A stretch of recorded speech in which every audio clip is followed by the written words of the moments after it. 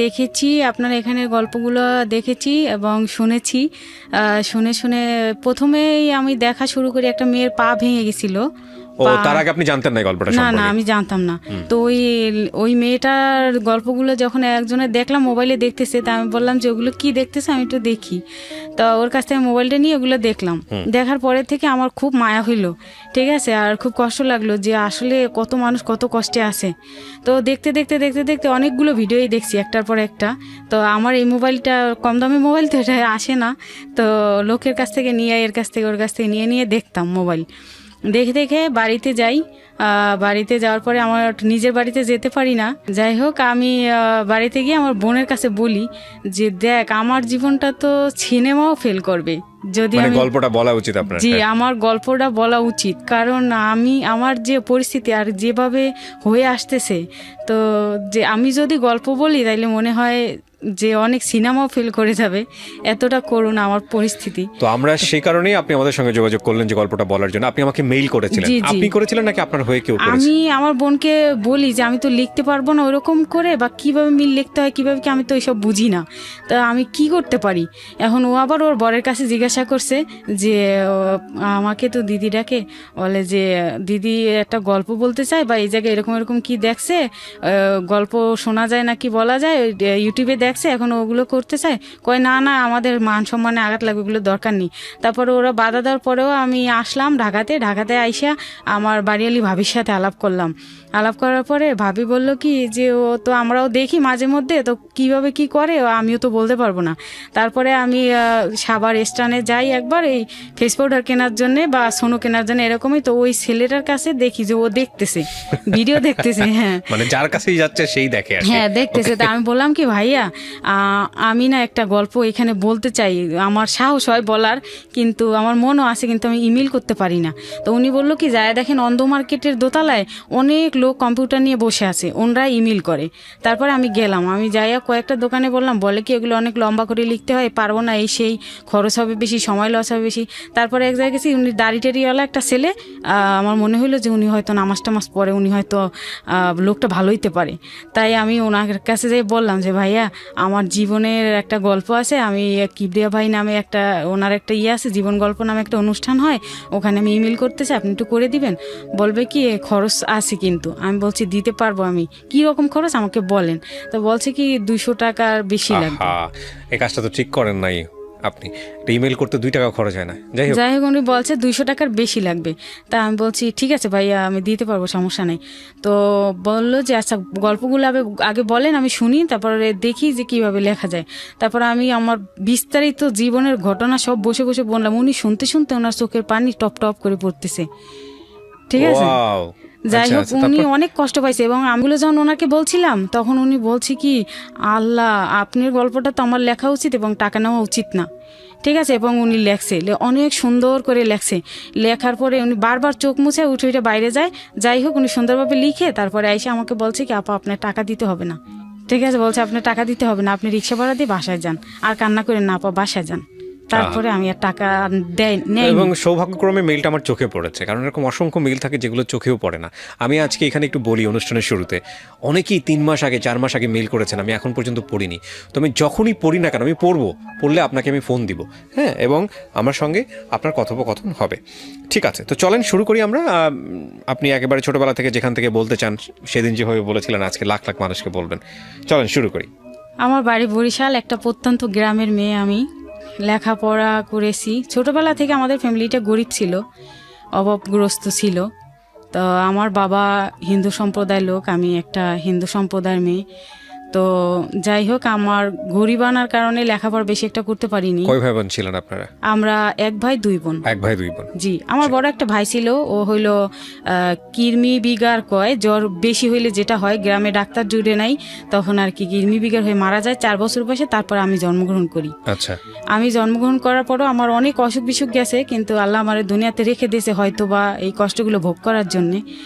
যাই হোক আমি 4 বছর 5 বছর যখন আমার বয়স হয় তখন আমার ছোট বোনটা হয়। তো এখন আমরা 2 বোন 1 ভাই। তো 2 বোন 1 ভাই, আমরা লেখাপড়া করতে পারি না, ঠিক মতো খাবারই খেতে পারি না। আমার বাবা হলো একাই ইনকাম করে, আমরা 3টা ভাই বোন আর আমার মা। তো আমার বাবা হলো পানের বড় যে কাজ করে, এছাড়া আর কোনো কাজ জানতো না। আমাদের ফ্যামিলি 12 ফ্যামিলি, আগে থেকেই 12। আর আমার ফ্যামিলি এবং অত্র চাচা ভাতিজা যারাই বলেন বা চাচাতো ভাইটি যাই বলেন, সবাই পানের বরে কাজ করে, তাছাড়া আর অন্য কোনো কিছু পারে না। তো যাই হোক, পানের বরে কাজ করে বাবা একদিন কাজ করলে 50 টাকা পায়। আমার মা এই বাড়ি ও বাড়ি এইটা সেটা কাজ করে, ওই মুড়ি ভাজতে ডাকে মানুষে, মানে গরিব দেখে, গরিব হলে যেটা হয় এ করে করে যাই 2-1 পয়সা পায় আমার মা, ওটা দিয়ে আমাদের লেখাপড়া করায়। দিল না, আমি 8 পর্যন্ত পড়াশোনা করলাম, 9-এ উঠছি, এখন আমার বই কিনতে হবে, বই কেনার টাকা নেই। এখন মা বলল কি যে বই কেনার টাকা নেই, কি করব, কীভাবে ভর্তি করাই, লেখাপড়া তো ভালো, এইটা ভালো রেজাল্ট করলি, 7-এ ভালো রেজাল্ট করলি, এবং কোনো ক্লাসে আমি ফেল করিনি, ইনশাল্লাহ ফেল করিনি। তো যাই হোক, আমি যখন 9-এ পড়ি তখন আমার বড় ফুবু এসে আবার ওরে নিতে আসছে, খুঁজতে আসছে আমার বাইরে বাড়িতে, এসে বলছে কি যে ও তো একটু বড় হয়েছে, ওরে বিয়ে দিয়ে দেবো, আমারে বিয়ে দিয়ে দেবে, গরিবানা সংসার, একবেলা জুটলে আরেকবেলা জুটে না, এত কষ্ট করে কি থাকা যায়, ওরে আমরা নিয়ে যাই, নিয়ে আমাদের বাড়িতে রেখে বিয়ে দিয়ে দিই, তোর ছেলে আর নেবো না, তোর বড় মেয়েটা দিয়ে দে। তখন আমারে দিয়ে দিল।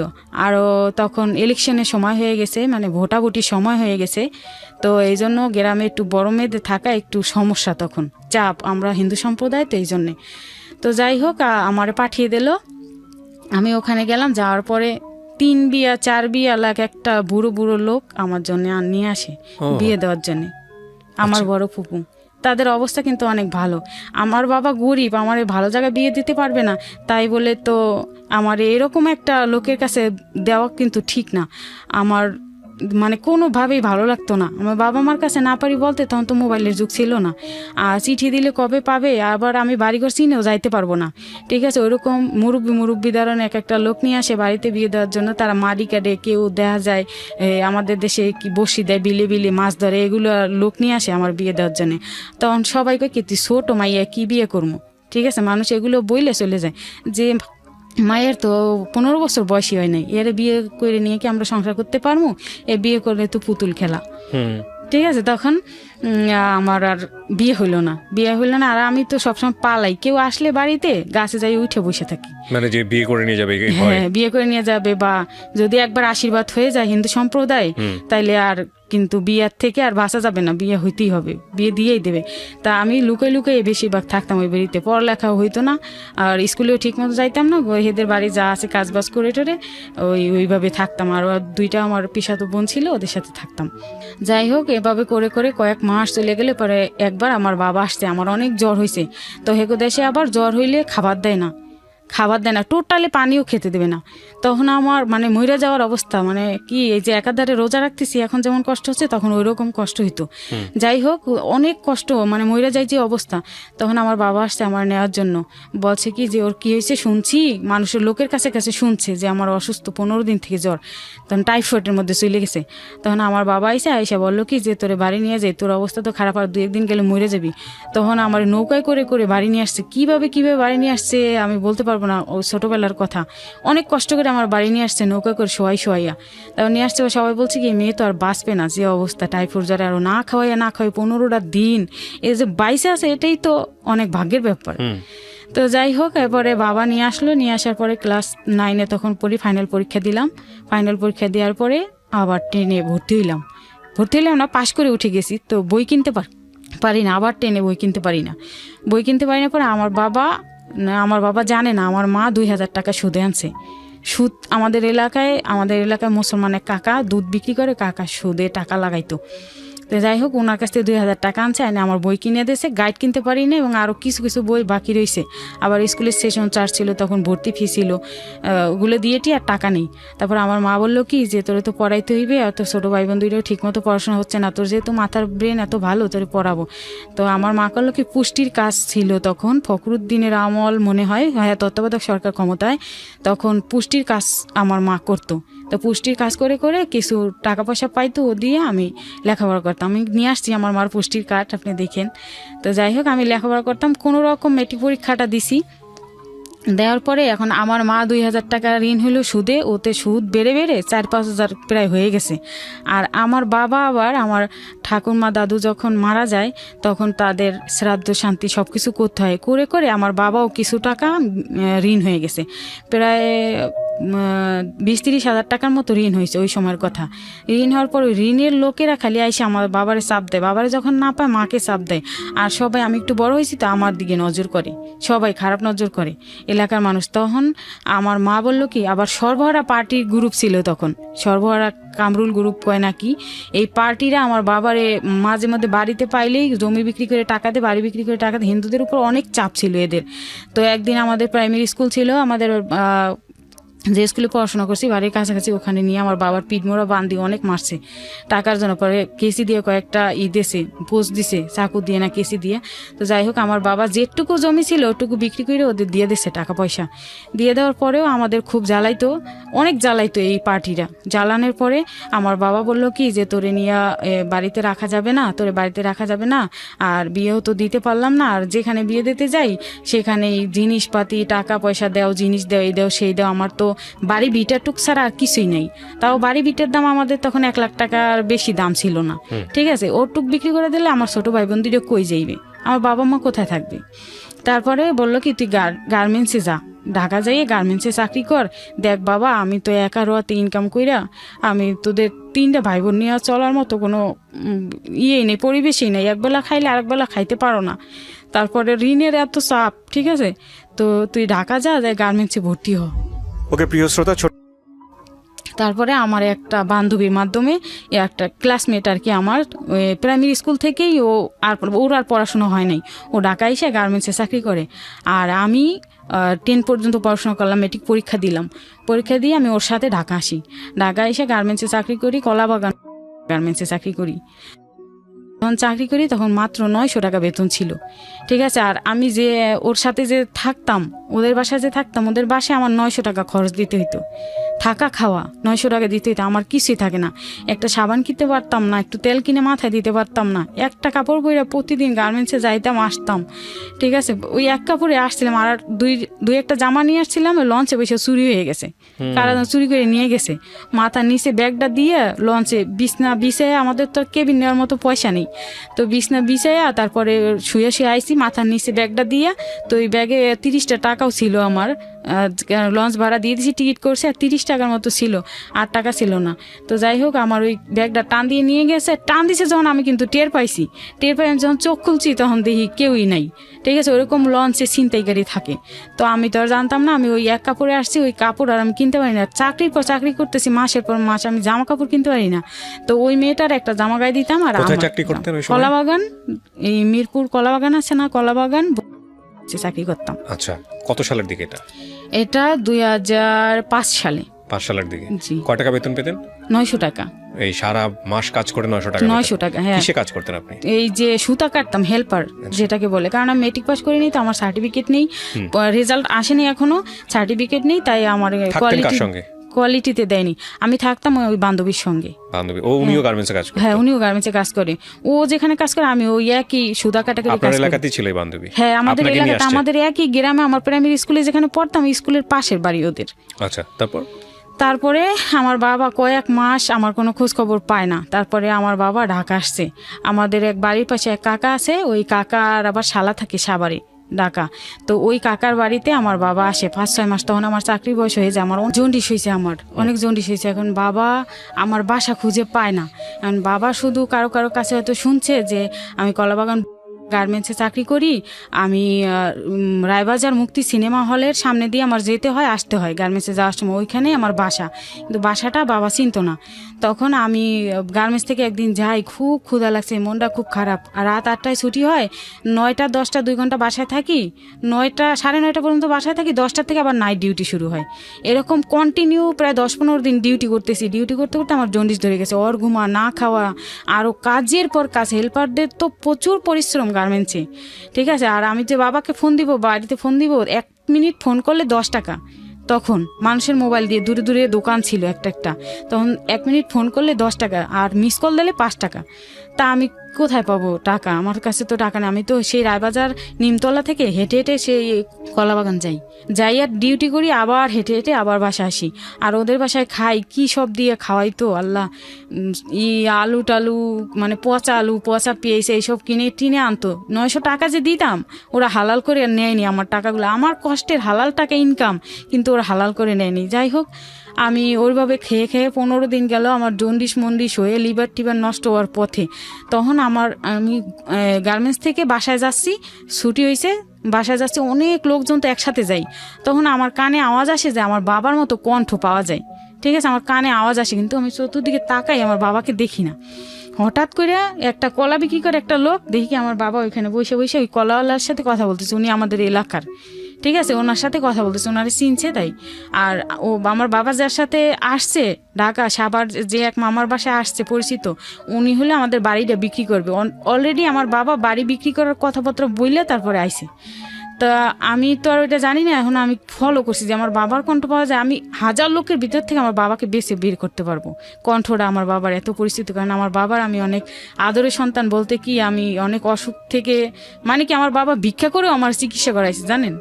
যখন বেশি বড় বড় অসুখ হইতো তখন মানে বাবা যদি কাজ করে আমারে করতে না পারতো, চিকিৎসা করতে না পারতো, তখন আমার বাবা মানুষের কাছে দাঁড়ে দাঁড়ে হাত পেতে আমাকে করছে, সুস্থ করছে। যাই হোক, তো আমার বাবার কণ্ঠটা আমি চিনে ফেলছি। তখন আমি বাবারে ডাক দিলাম, কই কি এইটা কেডা? সামনে যাইয়া তাকাইছি, তাকাই দিই বাবা, বাবা আপনি কই? আমি জড়াই ধরছি, ধরার পরে বাবাও কাঁদছে, আমিও কাঁদছি। অনেক কষ্টের গার্মেন্টস। গার্মেন্টসের অনেক ছেলে মেয়ে আছে যারা এরকম ব্যাকগ্রাউন্ডের। জানেন না, নাইট ডিউটি যখন করতাম তখন বড় বড় কার্টুনের চিপা চাপায় মানে কি কিছু কিছু সুপারভাইজার থাকতো বা কিছু কিছু এই কোয়ালিটি ইন্সপেকশনে যারা কাজ করতো, কিছু ছেলে পেলে থাকতো এত খারাপ, মানে নিয়ে নিয়ে চিপা চাপায় নিয়ে খারাপ অফার দিত এরকম। তো যাই হোক, আমার বাবা আসছে, আমি বাবার সাথে বাড়ি চলে গেলাম। 2 দিন ছিল আমার বাবা আমার ওই মামার বাসায়। আমার বাসায় তো থাকার মতো না, আমরা 2টা মেয়ে থাকি। পরে আমার বাবা বললো কি, আরে আমার মাইয়া জন্ডিস হয়ে শেষ হয়ে গেছে, কি চাকরি করতে আইসো মা গো? তখন আমারে নিয়ে চলে গেছে বাড়ি গেছি। তখন জমি বিক্রি করার টাকা, বাড়িটা বিক্রি করতেছে আমার বাবা। যা পাইছে 30,000 টাকা দিয়ে দিয়েছিল অ্যাডভান্স টাকা। তো 30,000 টাকা মানুষের ঋণ দেনা দিয়ে দিয়েছে। কারণ বাবার কাছে টাকা নেই, আমার ট্রিটমেন্ট করাইতে পারতেছে না। যেখানে নিয়ে যায় আমার বাবা চিকিৎসার জন্য, সবাই কি মেয়ে বাঁচতেও পারে, মারাও যাইতে পারে। কি করছেন মেয়েটারে? মানুষ গরিব হইলে কি সন্তানের এইভাবে মৃত্যু কামনা করে? তখন আমার বাবা ডাক্তার তো দেখাইছেই, সুদে আবার টাকা আনছে, টাকা এনে ডাক্তার তো দেখাইছেই, আবার একটা বেডির কাছ থেকে একটা মালা পরা এনে দিছে ছোট, আর কি জানি দিছে তেল টাল পয়রা, ওগুলো খাইতে বলছে। তো ওই মালা পরাটা আমি মাথায় নিছি, ওইটা বলতে বলতে মালাটা বড় হয়ে আমার পা দিয়ে পড়ে গেছে। পরে আমি খালে ফেলাই দিয়েছি। এর পরের দিনই আমার চোখের ভিতর সাদা হয়ে গেছে, হলুদ আর নেই। আর ডাক্তারি ওষুধগুলো খাওয়াতে আমার ভিতরের থেকে মনে হয় একটু ভালো কাজ করছে। আমি এখন চিড়া টিড়ে ভিজাইয়া খেতে পারি, আমার খাওয়ার সমস্যা হয় না, এখন খাওয়া যায়। পাউরুটি একটা আনলে আমার ওই ভাই বোনেরা তো ছোট, ওরা তো উপরের থেকে ওই চামড়াটা খাইতে খাইতে খাইতে একটু হয়ে যেত, ছোট হয়ে যেত, তখন ওইটা আমারে দিত। মানে কি আমি তো বড়, আমি সহ্য করতে পারি, ওরা তো মানে একটা কিছু দেখলে সহ্য করতে পারে না, লোভ হয় খাওয়ার জন্যে। তখন ওরা একটু খাইতো, আর যা থাকতো আমারে দিত, আমি ওইটা ভিজে খাইতে পারতাম।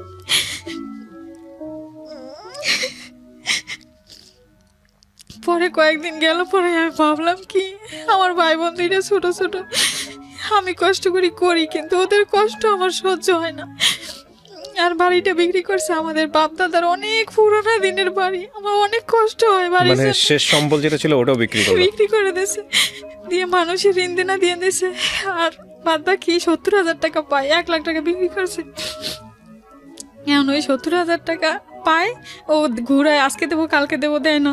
তারপরে আমি বললাম কি, বাবা কষ্ট তো করছি, আবার টাকা যাবো, আমার ভাই বোন 2টার কষ্ট আমার সহ্য হয় না, আপনি ওষুধ কিনে খাইতে পারেন না। একদিন যদি পান ভাঙলে গায়ে অনেক গরম লাগে, পান ভাঙিয়ে পান গুছতে হয়, পেট চেপে বসে অনেক গরম লাগে, বাবার হাই প্রেশার, অনেক অসুস্থ হয়ে যায়, আবার 2 দিন কাজ করতে পারে না, তখন একদিন যদি বাজার করে আরেকদিন করতে পারে না। 5 কেজি চাউল আনলে তখন 10 টাকা ছিল কেজি চাল, মোটা চাল ছাড়া তো আর চিকন চাল খাই না আমরা, তো মোটা চাল টাকার জন্য যা কিনতে পারে তাই। তো টমেটো আনতো, পাকা পাকা টমেটো, অনেক খুশি হইতাম, রাত্রে লাফ দিয়ে উঠে পড়তাম, আমার বাবা টমেটো নিয়ে আইছে, আহা, ওই টমেটো খাইতাম, খাইয়ে দিয়ে তোর মা কইতো কি ওগুলো খাইয়ে ঘুমা, আজকে আর ভাত রান্না করবো না, কালকে সকালে রান্না করবো। হিসাব করে আমার বাবা বলতো এই 5 কেজি চাল দিয়ে যদি পারো 3 দিন বা 4 দিন নিবি, কিন্তু 5 কেজি চাল আমাদের 2 দিনে হয়ে যায়। কিন্তু আমার মা হিসাব করে করে রান্না করে। আর আমি জীবনে প্রথম শুনলাম যে টমেটো দেখলে কেউ লাফ দিয়ে উঠতো। ঘুমে থেকে লাভ দিয়ে উঠতাম ভাই টমেটোর জন্য, অন্য কিছু তো আনতেই পারতো না।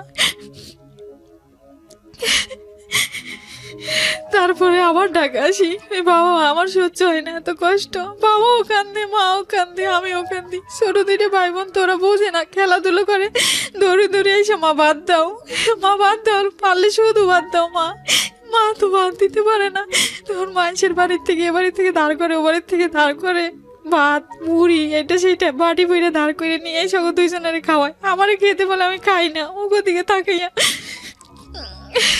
তখন আমি আবার ঢাকা আসি, কই বাবা আমি ঢাকা যাবো, আমি বাড়িতে থাকবো না, কারণ আমার ছোট ভাই বোনদের আপনি খাওয়ান কামাই করে আমার আমার নিজের পেটটা তো চলবে, আমি যাই ঢাকা। তখন আবার বাবা কাইন্দে কাইন্দে আমার বিদায় করে দিল, লঞ্চে উঠিয়ে দিল, দিতে চায় না, এই অসুস্থ, যাওয়া লাগবে না, যাওয়া লাগবে না, না খাইয়ে মরলে আমার সন্তান আমার কাছে থেকে মরবি, তাও আমি দূরে যাইয়ে মরতে দিব না। তারপর আমি বুঝাইয়া আসলাম আবার ঢাকা। তারপরে আমি মেট্রিক পাস করলাম, ভালো রেজাল্ট আসলো। এই গার্মেন্টসে কাজ করা অবস্থায়? জি, পরীক্ষা দিয়েই আসছিলাম, তো রেজাল্ট আসলো ভালো। তখন ডিভিশন ছিল, 2nd ডিভিশনে পাস করেছি। তখন আমি ওই সার্টিফিকেট চাইছিল যে গার্মেন্টসে যাই, ওই গার্মেন্টসে চাকরি শেষ, জন্ডিস হয়েছে, বাড়ি গেছি ছুটিতে 3 দিনের, এখানে 15 দিন চলে গেছি দূর দূর করে তাড়াইতেছে, কারণ ওই মালিক ছিল শ্রীলঙ্কান, মালিক খুব কড়া করেছিল, ঠিক মতো বেতন ওভারটাইমও দিত না, তো যাই হোক দূর দূর করে তাড়াই দিছে। পরে ওখান থেকে আইসা জিগাতলা ওই গার্মেন্টসে চাকরি নিলাম। যখন আমি চাকরিতে যাই সব জায়গায় দেখি, গার্মেন্টসের সামনে সামনে যাই, টানানো দেখি, কাগজ দেওয়া পোস্টার টানানো দেখি, তো ওতে কি কি লেখা, কোন সেকশনে নিবে, কীরকম লোক নিবে, কীরকম লোক চাই, এগুলো লেখা দেখতাম। তারপর ওই গার্মেন্টসে ঢুকতাম 1 তারিখে, ঠিক আছে, কোনো সময় দেখা যায় 10 জন নিচে 20 জন আমরা রয়ে গেছি, ঢুকতে পারলাম না, পরের দিন আবার ডেট দিত, কালকে আসো, তো পরের দিন আবার যেতাম, গেলে পরে হয়তো বা আমার ভাগ্য ভালো ছিল, তাই আমি ওই গার্মেন্টসে চাকরি পাইছি, চান্স পাইছি কোয়ালিটিতে। চান্স পাওয়ার পরে আমি যখন কাগজপাতি নিয়ে পিএম স্যারের রুমে ঢুকি, পিএম স্যারের রুমে যখন ঢুকি তখন দেখি একটা লোক বসা, ওর পাশে আমি একটা খালি চেয়ার পাইছি, ওখানে বসছি। বসার পরে পিএম স্যার আমার ইন্টারভিউ নিলো, যে হেল্পারে কতটা সুতা কাটছি, কিভাবে কি করছি, কাজ করছি, কতটা পারি আর কি, সেটা উনি ইন্টারভিউ নিলো, এবং কোয়ালিটিতে যেভাবে যে কাজ করতে হবে ওগুলো আমার একটা লোকেরে শিখাই দিতে বললো, ওনার নাম ইব্রাহিম। বললো যে ইব্রাহিম তুমি একে নিয়ে যাও, একে নিয়ে যাইয়া তুমি সবগুলো শিখাও, পারে কিনা, যদি একবার শিখাইলে যদি পারে তাইলে নেওয়া যাবে।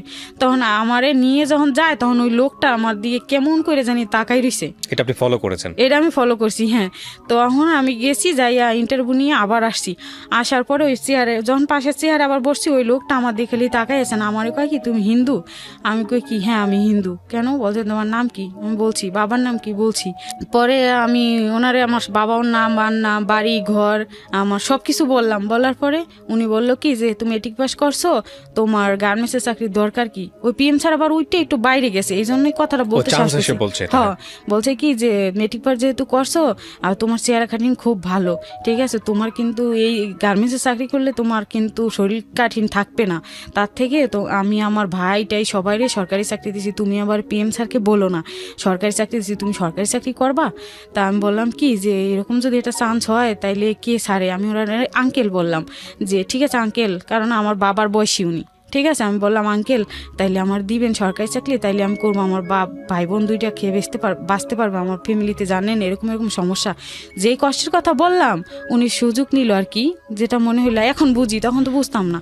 তো বললো কি যে আচ্ছা তুমি তাইলে একে বইলো না, একে যদি চাকরি দেয়, তুমি তো ভালো করছো ইন্টারভিউতে, তোমার মনে হয় চাকরি দিবে, তো চাকরি দিলে তুমি এখানে কয়দিন করো, তারপর তুমি বাড়ি যেয়ে চেয়ারম্যান সার্টিফিকেট আর নিয়ে আসবা, এই কি জানি মেট্রিক পাশের সার্টিফিকেট নিয়ে আসবা, 2 কপি ছবি, সাদা কালো পাসপোর্ট সাইজের ছবি নিয়ে হাতিরপুল কাঁচা বাজার মোড়ে দেখা করবা, ঠিক আছে। আর উনি ওনার একটা মোবাইল আছে, ওনার তখনকার মোবাইল খুব রেয়ার মানুষের কাছে থাকতো, খুব রেয়ার। কারণ আমি শুনেছি যে রংপুরের ভিতরে শুধু রওশনের সাথে এরশাদের পরে শুধু ওনার কাছে মোবাইল ছিল, এরকম শুনছি ওনার মুখে। যাই হোক, ওনার বাড়ি ছিল রংপুর। উনি ওনার ঠিকানা বললো, নাম বললো যে ভয় পাইও না, আমার বাড়ি রংপুর, আমি কাপড়ের ব্যবসা করি, রেস্টুরেন্টের ব্যবসা করি, আমি হাতের ফুলে রেস্টুরেন্ট আছে আমার। আমি বললাম যে লোকটা কোট টোট পরা, ঠিক আছে, লোকটা তো আসলে ভালোই মনে হয়। তো আমি সারাদিন কাজ করলাম ওই গার্মেন্টসে, আর ওনার কথা আমি মন থেকে সরাইতে পারতেছি না। শুধু ভাবি যে আমার সরকারি চাকরি হবে, আল্লাহ আমি সরকারি চাকরি করতে পারবো, মানে অনেক, মানে নিজের কাছে নিজে খুব ভালো লাগতেছে যে আমার ভাই বোন দুইটা অনেক সুখে থাকতে পারবে, আমি টাকা পয়সা পাঠাইতে পারবো বাড়িতে, অনেক খুশি লাগতেছে। তো এটা চিন্তা করে তাড়াতাড়ি করে 2 দিন এখানে ডিউটি করলাম, 3 দিনের দিনে আমি ওই গার্মেন্টস সাইডে আমি বাড়ি চলে গেলাম। তাও একজনের কাছ থেকে উজ্জ্বল নামে একটা ছেলে ছিল কোয়ালিটি আমার পাশের, ওই ছেলের কাছ থেকে 500 টাকা ধার করছি। ধার কইরা ওই সময় দ্রুতি গাড়ির টিকিট ছিল 180 টাকা আমাদের বাড়ির, আমার যাতায়াত ভাড়া হয়ে যাবে 500 টাকায়। তো আমি তাড়াহুড়ো করে বাড়ি গেলাম, যাইয়া আমার বাবাকে বললাম কি বাবা আমার আর সরকারি চাকরি হবে, আমার এক লোক বলছে গার্মেন্টসে যাওয়ার পরে এক লোকের সাথে আমার পরিচয়, সে বলছে সরকারি চাকরি দিবে। তো বলছে আচ্ছা ঠিক আছে, যদি সরকারি চাকরি দেয় তাহলে আমি চেয়ারম্যান সার্টিফিকেট আইনে দিই। বাবা আবার গ্রামের লোক তো অত কিছু বোঝে না যে আবার কোনো খারাপ কোনো কিছু বা কিছু, ওইসব বাবার মাথায় নেই। তো মা আবার ওইগুলো একটু করে বেশি, মা আবার চিন্তা করে বেশি, কয় বড় মেয়ে ঢাকা শহর দিছি, ঠাকুর তুমি জানো, মা যেভাবে বলে। তো যাই হোক, আমি কই কি যে সমস্যা নাই মা, তুমি টেনশন করো না, তো আমি যাই, তো কি হইবে জীবনে। তারপরে গেছি চেয়ারম্যানের কাছে, যাইয়া চেয়ারম্যান সার্টিফিকেট নিয়ে আসছি। চেয়ারম্যান আঙ্কেলটা আবার খুব ভালো, উনি জুব্বাধারী লোক, 5 ওয়াক্ত নামাজ পড়ে, উনি সৌদি থেকে হজ করে আসছে। উনি বললো মা তুমি কেন চাকরিতে যাবা, তুমি কেন এই দেখো ঢাকা শহর থাকো, তো চেয়ারম্যানের কথা আমার মনের থেকে যাবে না, বলছে ঢাকা শহর থাকো তো বুঝে শুনে চাকরিতে যাইও, খবরদার, ঢাকা শহর কিন্তু বেশিরভাগ অনেক ষড়যন্ত্র লোভে পড়ে অনেক মেয়ের জীবনও চলে গেছে, আর তুমি গরিব বাপের সন্তান, তোমার বাপে যে একটা আইনানুক ব্যবস্থা নিবে তাও কিন্তু তোমার বাপের নাই, কোনো সামর্থ্য নাই, বেশি এরকম বুঝেন না, অশিক্ষিত গ্রামের, মানে কি বোঝে না কিছু হালচাল ঢাকার। তো যাই হোক, তুমি বুঝে শুনে চইলো বাবা, ঠিক আছে। এই কথাটা বলার পরে না আমার কলজের ভিতর একটা বাড়ি মারলো, ঠিক আছে না। আমি খালি একবার আগায় 3বার পাশে গই, ওরা তো বড় লোক, কোট ভিলেজার পরে দেখছি ওরা তো বড় লোক, আমার যদি নিয়ে মাইরে ফেলায় না, কি করে না কি চাকরি দেওয়ার কথা কয়ে নিয়ে আমার কিডনি বেঁচে হালায়, এরকম কিছু আমার ভিতরে ঢাকাইছি, সার্টিফিকেট নিয়ে ঢাকাইছি। আর আমার বাবা ওই বাড়ির টাকা সব পাইছে বিক্রি কইরা না। আমার বড় ফুপু বুদ্ধি দিল কি, আমাদের এলাকায় অনেক জায়গা পাওয়া যায়, এই কয় টাকায় তুই অনেকগুলো জায়গা পাবি, আমাদের এলাকায় জমি কিনে বাড়ি কর। আমাদের এক থানার থেকে এখন যে বাড়ি ওইটা আর এক থানা, তো ওইখানে নিয়ে বাড়ি করলো, জায়গা কিনলো আর কি, মাটি কিনছে, কতটুকু মাটি কেনার পরে আর টাকা পয়সা তেমন নেই, বাড়ির যে ভিটা ঠিটা যে করবে এগুলো করতে পারে নাই। তো আর বাড়ির যে ঘরটা ওইটা দিয়ে দেওয়ার কথা ছিল, যে আমাদের বাড়ি কিনছে, কিন্তু ঘর তো দেয় না, আরও জিনিসপত্র অনেক মানে আটকাই রাখছে। ওনারা মুসলমান তো, আমার বাবা হিন্দু তো, আর হিন্দুদের উপর একটু চাপ বেশি ছিল, তো একটু চাপের মাধ্যমে ফালাইয়েই আর কি আমাদের জিনিসগুলো দেয় না। আর ঘর আর পানের বর ছিল বাড়িতে একটু, আমাদের ওই বর বাবদ আমাদের 20,000 টাকা বেশি দেওয়ার কথা ছিল, কিছুই দেয়নি। আরো বরং মানে এক পর্যায়ে কি আমার বাবা মা, আমিও তখন বাড়িতে ছিলাম যখন ছাইরা যাই বাড়িটা, অনেক কান্না করছিলাম। এলাকার লোক আগে আমাদের খুব ক্রিটিসাইজ করছে, খুব করে চলছে, গরিব দিক আত্মীয় স্বজন কেউ আমাদের চাইরে না, দাম দেয় নাই, ঠিক আছে। আর ওই এলাকার লোক তো আমাদের দেখতেই পারে নাই, আমরা গরিব। আমার বাবার মুখে শুনছি এক সময় নাকি আমার ফ্যামিলি অনেক বড় লোক ছিল, অনেক ভালো ছিল, কিন্তু ধাপে ধাপে আমার বাবা আমাদের জন্মের আগেই কিভাবে গরিব হয়ে গেছে, ঠিক আছে, অভাব অনটন হয়ে গেছে আমাদের জন্মের পরেই। তো যাই হোক, আমার মাও অনেক কষ্ট করছে, বাবাও অনেক কষ্ট করছে আমাদের জন্য, তারপরও মানুষ করতে পারেনি একটা ভাই বোনও। তারপরে যাই হোক, পরবর্তী স্টেপে আসতেছি, ভাইরে একটু মানুষ হয়েছে। তো যাই হোক, আমি বাড়ির থেকে ওই বাড়িটারই ছাইরা ওই আমার ফুপুর বাড়িতে আমার বাবা মা ভাই বোন সব বুঝাই দিয়ে আমি আবার ঢাকা আসলাম, চেয়ারম্যান সার্টিফিকেট টিকিট সব নিয়ে আসলাম। আইসা এরপর ওই বান্ধবীর বাসায়, যে বান্ধবীর বাসায় গার্মেন্টসে চাকরি করতাম, ওই বান্ধবীর বাসায় এসে উঠছি। ওঠার পরে আমি কইলাম কি যে হিরণ, ওর নাম ছিল হিরণ, আমি করি, তুই তো লেখাপড়া করো নাই, তোরে তো নিয়ে যাইতে পারবো না, নাহলে তোরে নিয়ে গেলে আমার একটু সাহস থাকতো যে দুইজনে সরকারি চাকরি করব, সাহস থাকতো। না আমার তো সার্টিফিকেট আছে, আমি যাই আর দেখি আমি কি কয় লোকটা, আমি এই চাকরিতে ঢুকবো, সরকারি চাকরি বাড়ির থেকে এগুলো নিয়ে আইসি। তখন কইলো কি বুঝে সুইজে যাইস, আমি কি আচ্ছা ঠিক আছে। তারপরে আমি আসছি ওনার ওইখানে চাকরির জন্য, ওনার আইসা ওনার যেভাবে বলছে হাতের পুল কাঁচা বাজার মোড়ে নামবা, যে কোনো একটা ফোনের দোকান থেকে আমার এই নাম্বারে একটা ফোন দিবা, তাইলে আমি আইসে রিসিভ করে নেবো, আর যদি আমি না থাকি লোক পাঠাই দেবো, তুমি তার সাথে যাবা। আচ্ছা, তারপর যাইয়ে 10 টাকা দিয়ে একটা ফোন দিছে ওনারে, 1 মিনিট কথা বলছি, ওর নাম বলছি পরে চিনছে। তখন উনি আসছে, আইসা বললো কি আনছো, উনি আসছে, অন্য লোক পাঠায়নি। তখন আমি সব দিলাম, দেওয়ার পর বলছে এই তো ঠিক আছে, খুব ভালোই হয়েছে কাগজপাতি, তো কালকে নিয়ে যাবো তোমারে ওখানে, এই কাগজপাতি তো দরকার, ভালো কাগজই আনছো, ঠিক আছে আসো। আমি ওনার পরে উনি বললো কি যে আমার কাকার আঙ্কেল ডাইকো না, তুমি আমারে অন্য কিছু ডাকো। তা আমি বললাম কি যে আপনি তো আমার বাবার বয়সী, আপনার আঙ্কেল ডাকবো না, কী করুম? বলছে কি না অন্য কিছু ডাকে। তাহলে আমি বলি আমার এক বলে কি তোমার আমি নাতি ডাকবো, তুমি তোমার দেখতে আমার নাতির মতো লাগে। আমি ওনার বললাম কি তাইলে আপনি আমি নানাই ডাকি। ঠিক আছে, আমি নানা ডাকলাম। এখন বারবার খালি নানা বলে প্র্যাকটিস করতে কয়। ঠিক আছে, তা আমি প্র্যাকটিস করলাম। আমার নিয়ে খাওয়ার রেস্টুরেন্ট হাতিরপুল কাঁচা বাজার মোড় দোতলায়, এখানে উঠাইয়া রীতিমতো খাওয়াইলো আমারে। জীবনে আমি কোনোদিন মুরগি পোড়া খাই নেই, যেটাকে বলে কি মুরগির গ্রিল না, ওগুলো আমি কোনোদিন খাই নেই। ওগুলো দিছে আমার খাইতে, একটু খাইয়ে দেখলাম কি কেমন জানি লাগে, ভালো লাগে না। তখন সস টস কি জানি আবার ভরাই দিল, এরপর ভালো লাগছে, এরপরে খাইছি। খাওয়া দাওয়ার পরে ওই কাগজগুলো দেখে রেখেন, বলছে কি 3 তলায় চলো। আমি বলছি কেন? বলছে কি 3 তলায় চলো, এখন তো সন্ধ্যা হয়ে গেছে, তুমি অত দূর যাবা কিভাবে? আমি কই রায়বাজার নিমতল, অত দূর কোথায়, আমি 20 টাকা 30 টাকা রিক্সা ভাড়া চলে যেতে পারবো, তাতে কি হয়েছে? আরও কথার দরকার আছে, চাকরি করবা কিরকম কি, ইন্টারভিউ তো অবশ্যই নেওয়ার দরকার আছে তোমার কাছ থেকে, যেহেতু আমার ভাই করে আমি চাকরি দিছি বিনে লেখাপড়ায়, তারা লেখাপড়া করে না, তা করে আমি ফায়ার সার্ভিসে সরকারি চাকরি দিছি, পুলিশে সরকারি চাকরি দিছি, এবং ওনার বাবাও সরকারি চাকরি করতো, এবং উনি যে 2 ভাইয়ের চাকরি দিয়েছে তারা আসলেই মূর্খ, এবং আসলে সরকারি চাকরি তাকেও দিয়েছে। পরবর্তীতে গেছি জানছি দেখছি। তো যাই হোক, আমি বললাম কি যে কি ইন্টারভিউ আছে, আমি তো এগুলো বুঝি না ভাই, আপনি কি ইন্টারভিউ নেবেন, আপনি কি এখানে অফিস কোনো? কয় অফিস আমার আছে, আমি নিয়ে যাবো না, তুমি চলো 3 তলায়।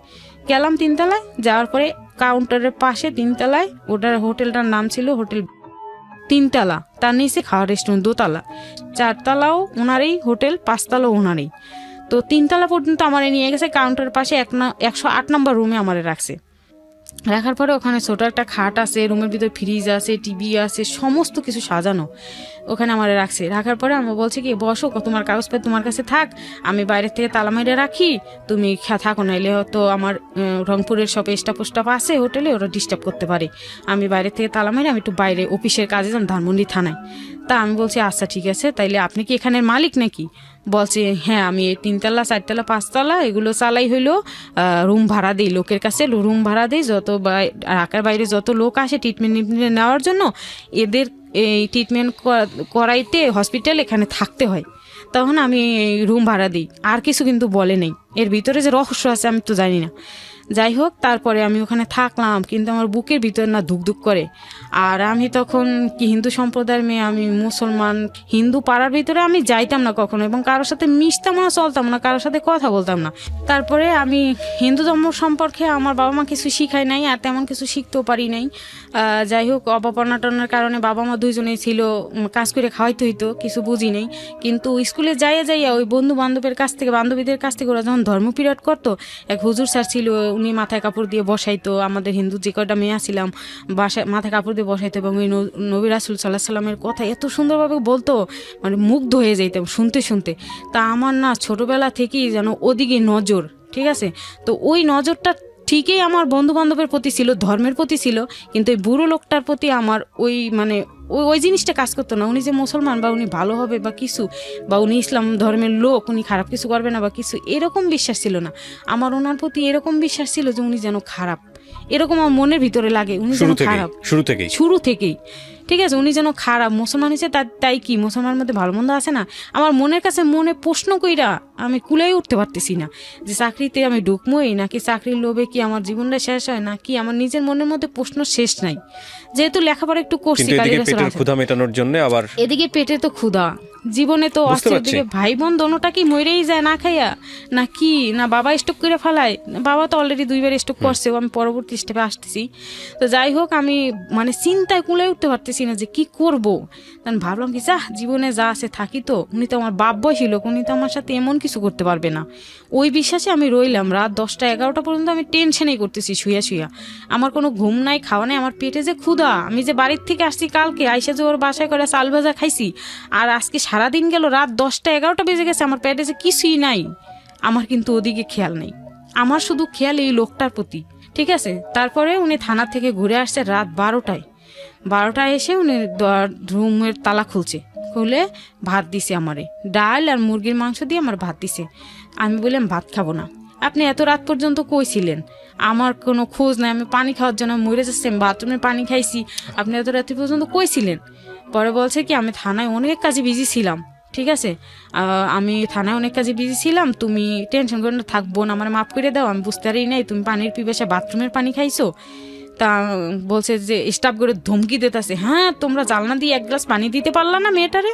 তোমরা জানো না যে আমি এখানে একটা লোক নিয়ে আসছি এবং সবাইকে কি তুমি খারাপ মনে করো নাকি? এই কথাটা আমার একটু মাইন্ডে লাগছে।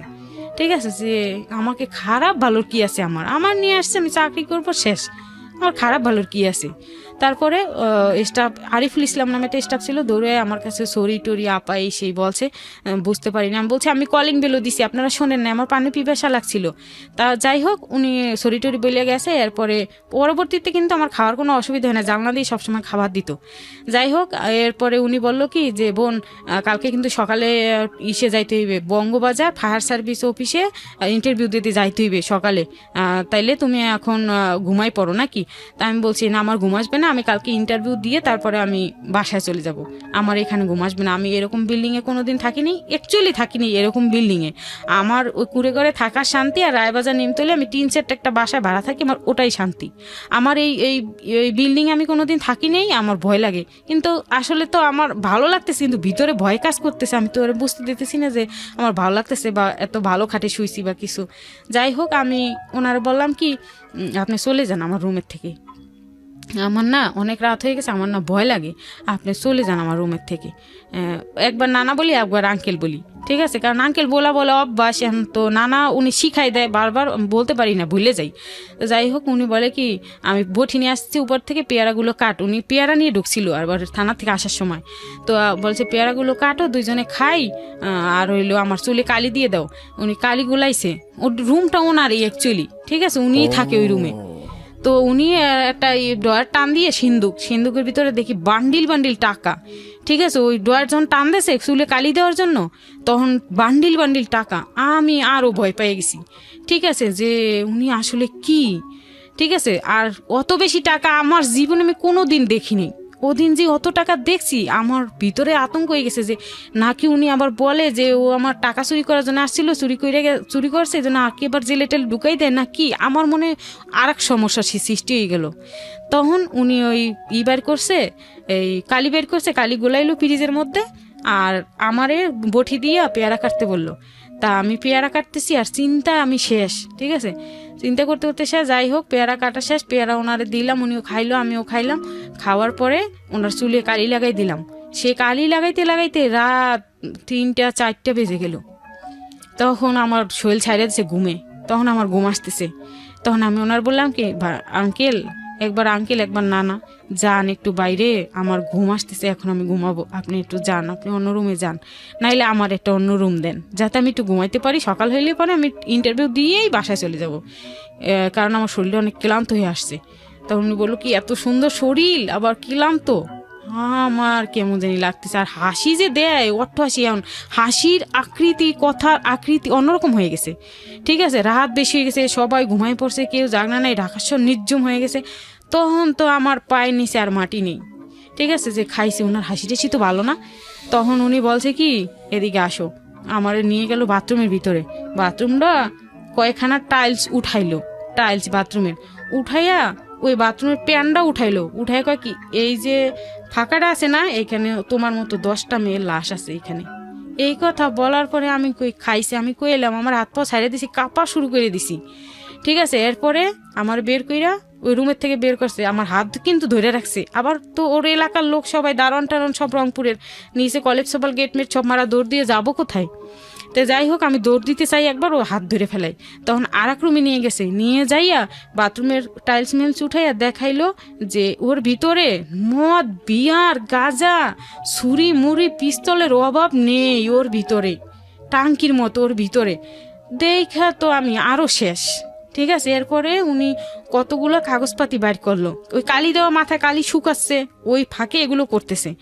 যাই হোক, উনি অনেক কাগজ বের করছে সিন্ধুকে থেকে, বের করে দেখাইলো উনি নিউ মার্কেটের পাশে গাউসিয়া হোটেল ম্যানেজার ছিল, অনেক দিন চাকরি করেছে, 10 বছর বয়সের থেকে উনি ওইখানে ম্যানেজার ছিল।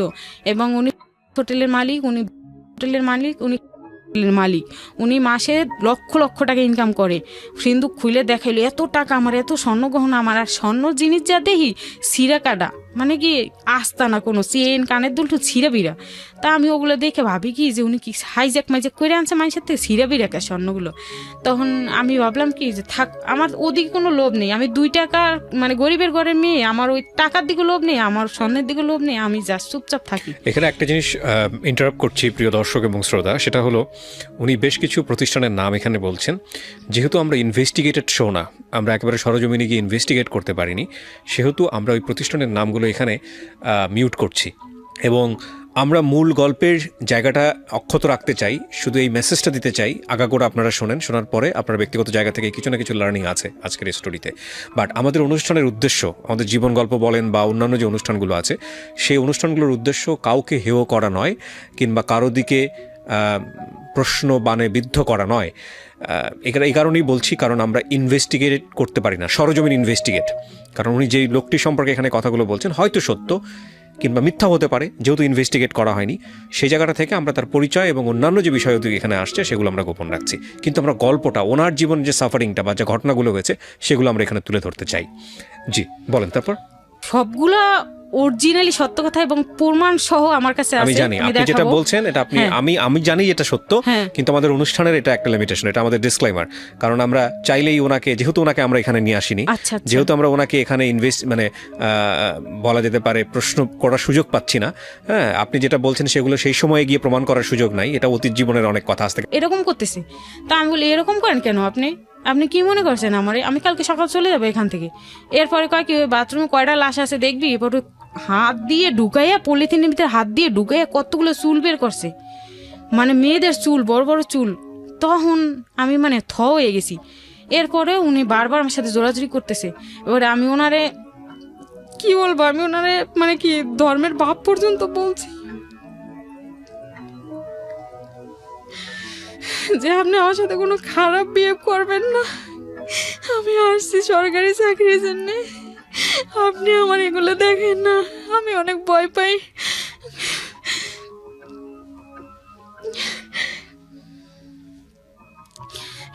তারপরে ওদিন কত বছর আগের গল্প? 2005 সালের শেষের দিকে, 15 বছর আগের গল্প।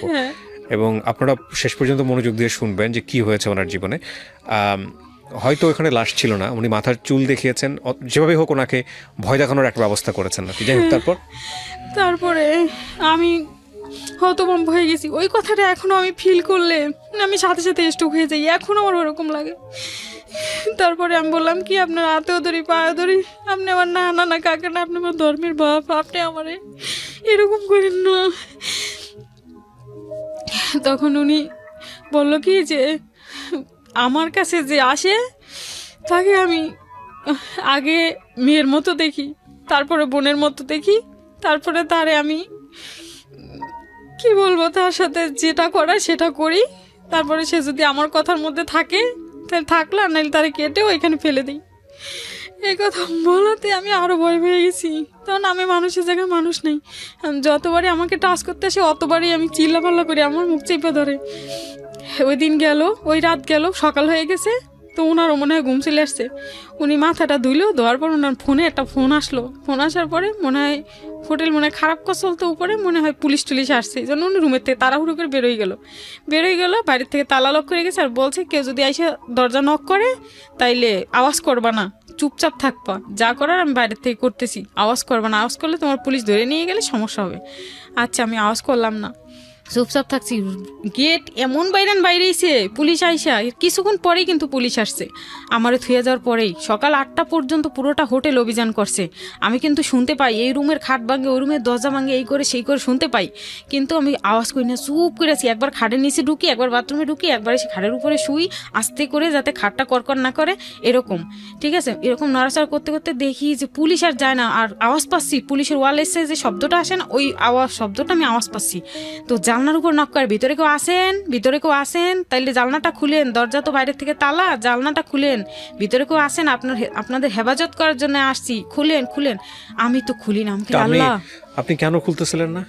আমি খুলতেছিলাম না, পুলিশ যে আসছে, পুলিশ যদি ধৈর্য আমার নিয়ে যায় থানায়, তাহলে আমি বাড়ি যেতে পারবো।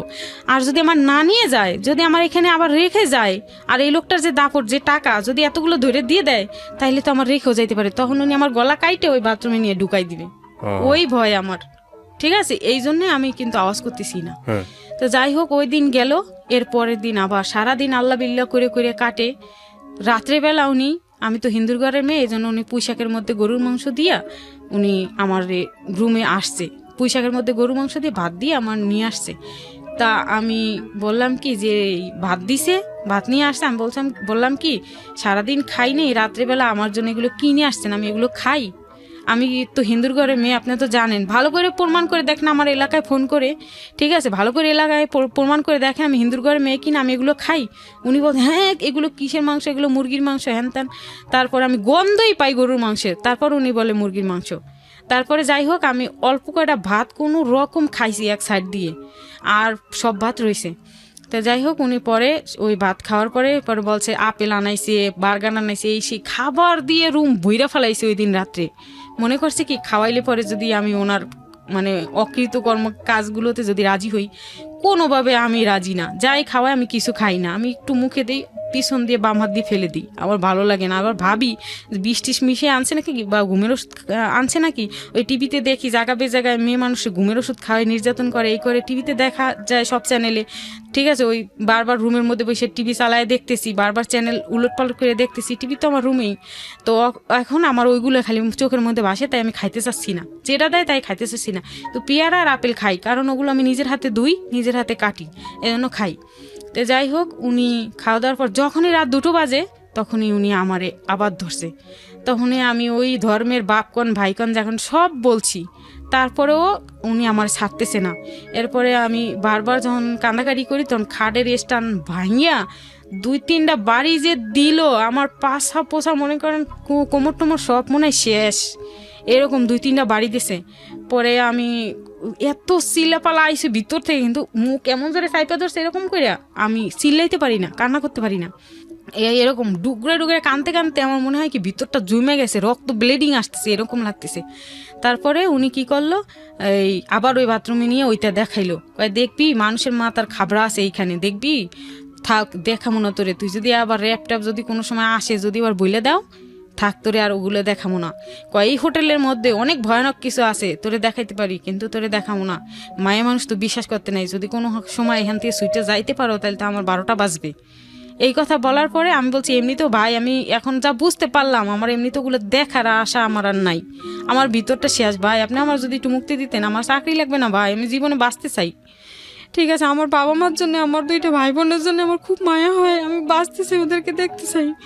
আর আমার বাবা মা ফোন তো দিতে পারে না, আমার খবর নেওয়ার জন্য, আমার সরকারি চাকরি হইল কি না সেই খবর নেওয়ার জন্য আমার বাবা মা মানে পাগল হয়ে গেছে, আমার কোনো খোঁজই পায় না। আজকে 3-4 দিন 5 দিন হয়ে গেল। যাই হোক, পরে উনি কি করলো, 2-3টা বাড়ি দিয়েছে, পরে আমি অজ্ঞান হয়ে গেছি। আবার যে আমার গায়ের উপর আসছে, আবার আমার জ্ঞান ফিরছে। ঠিক আছে, আমি টের পেয়ে যাই কি এমনি জানো, যত অজ্ঞান থাকি আমি কিন্তু ফাল দিয়ে উঠি, কুকুরের মতো হয়ে গেছি, আমার মানে বিষয়টা, আমার শরীরটা। তখন উঠলে পরে ওই যে পেয়ারা কাইটা যে বডিটা রাখছি, বডি দিয়ে এমন জোরে কোপ মারছে, এই যে এখানে দেখেন এখনো দাগ আছে।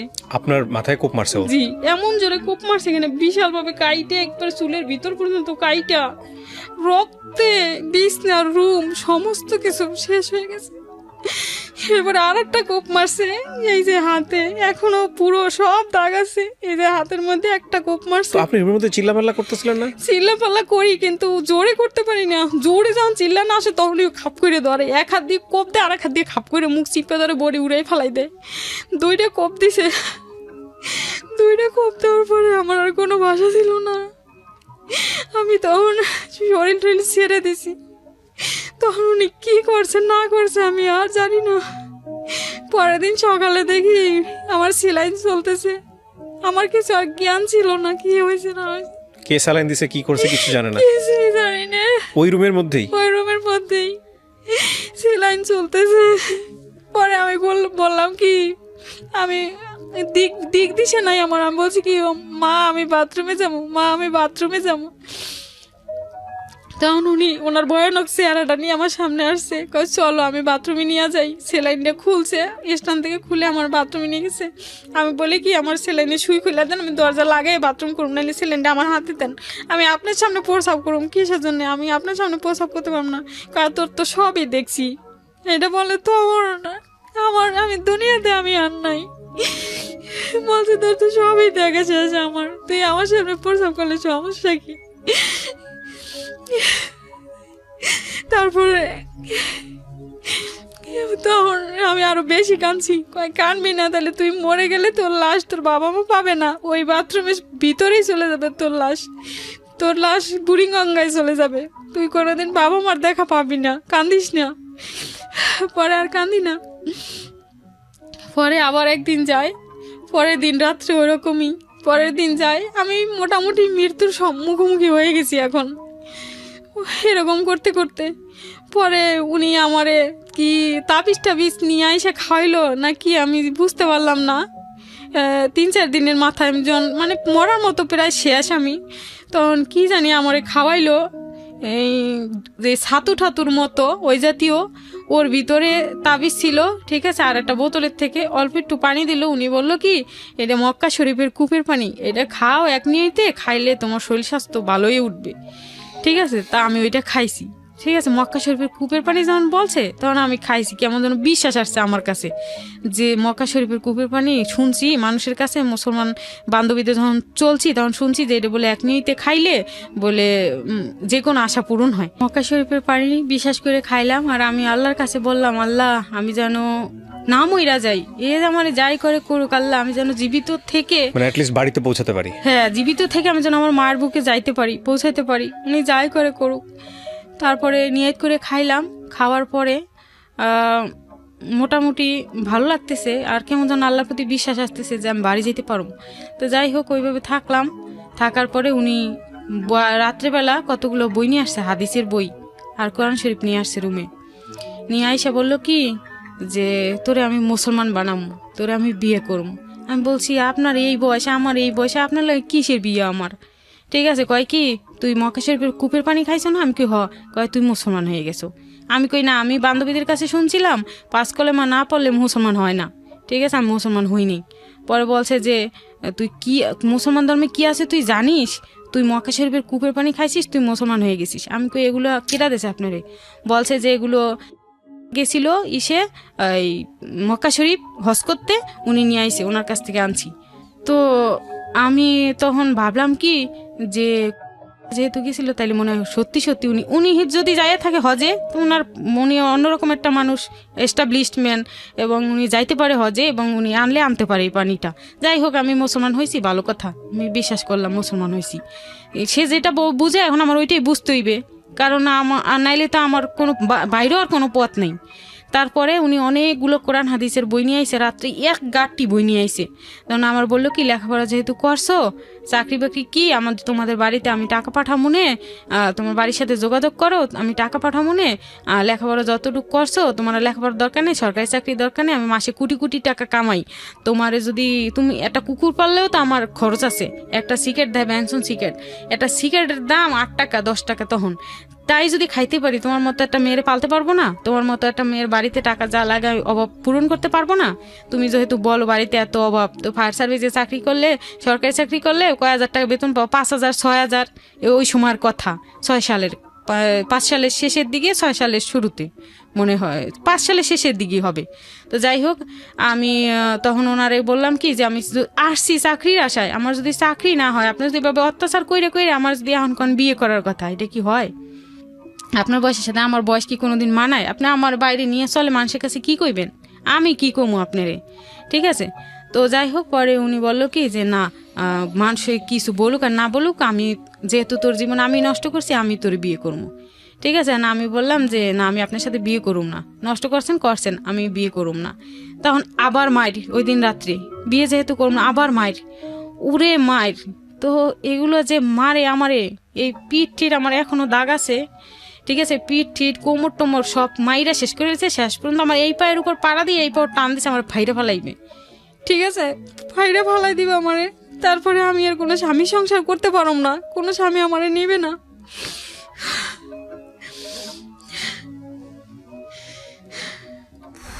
মানুষ এতটা বিকার মানসিকতাগ্রস্ত হয় কিভাবে? তারপরে আমি বললাম কি যে আপনি আমার জীবনটা শ্বাস করেন না, আমি বাঁচতে চাই, আমার বাবা মার জন্য আমি বাঁচতে চাই। আমি ছোটোবেলা থেকে অনেক অসুখ হইতো, আমার অনেক অসুস্থ ছিল, আমার বাবা মা আমার অনেক কষ্ট করে আল্লাহর কাছ থেকে আমার ভিক্ষা চাইয়ে রাখছে, আপনি আমার মারবেন না।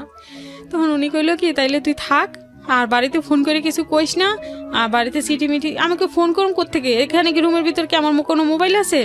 আমার মোবাইল দিয়ে 1 মিনিট কথা বলতে সুযোগ দিমু, যেহেতু তোর বাপ মা গরিব, মইরা যাইতে পারে, তোর টেনশন, এত আদরের সন্তান তুই, এত রোগের থেকে একটা ভাই মরে গেছে বড়টা, তারপরে তুই জন্মিস, তোর পর লালাডির পর লালাডি গেছে, অসুখের পর অসুখ গেছে, তাও তোরে ভিক্ষা কইরা হইলেও চিকিৎসা করাই তোরে রাখছে বাঁচাইয়া। এরপরে ছোট ভাইটা হয়েছে, পর বোনটা হয়েছে, ওদের প্রতি বোনের প্রতি অতটা টান কারোর হয়েছিল না আমার বাবা মার। ওরও অসুখ বিসুখ হয়েছিল, কিন্তু ওরে সেরকম একটা চিকিৎসা মিকিৎসা আমার বাপ মা করায় না, আমারই যতটা করছে।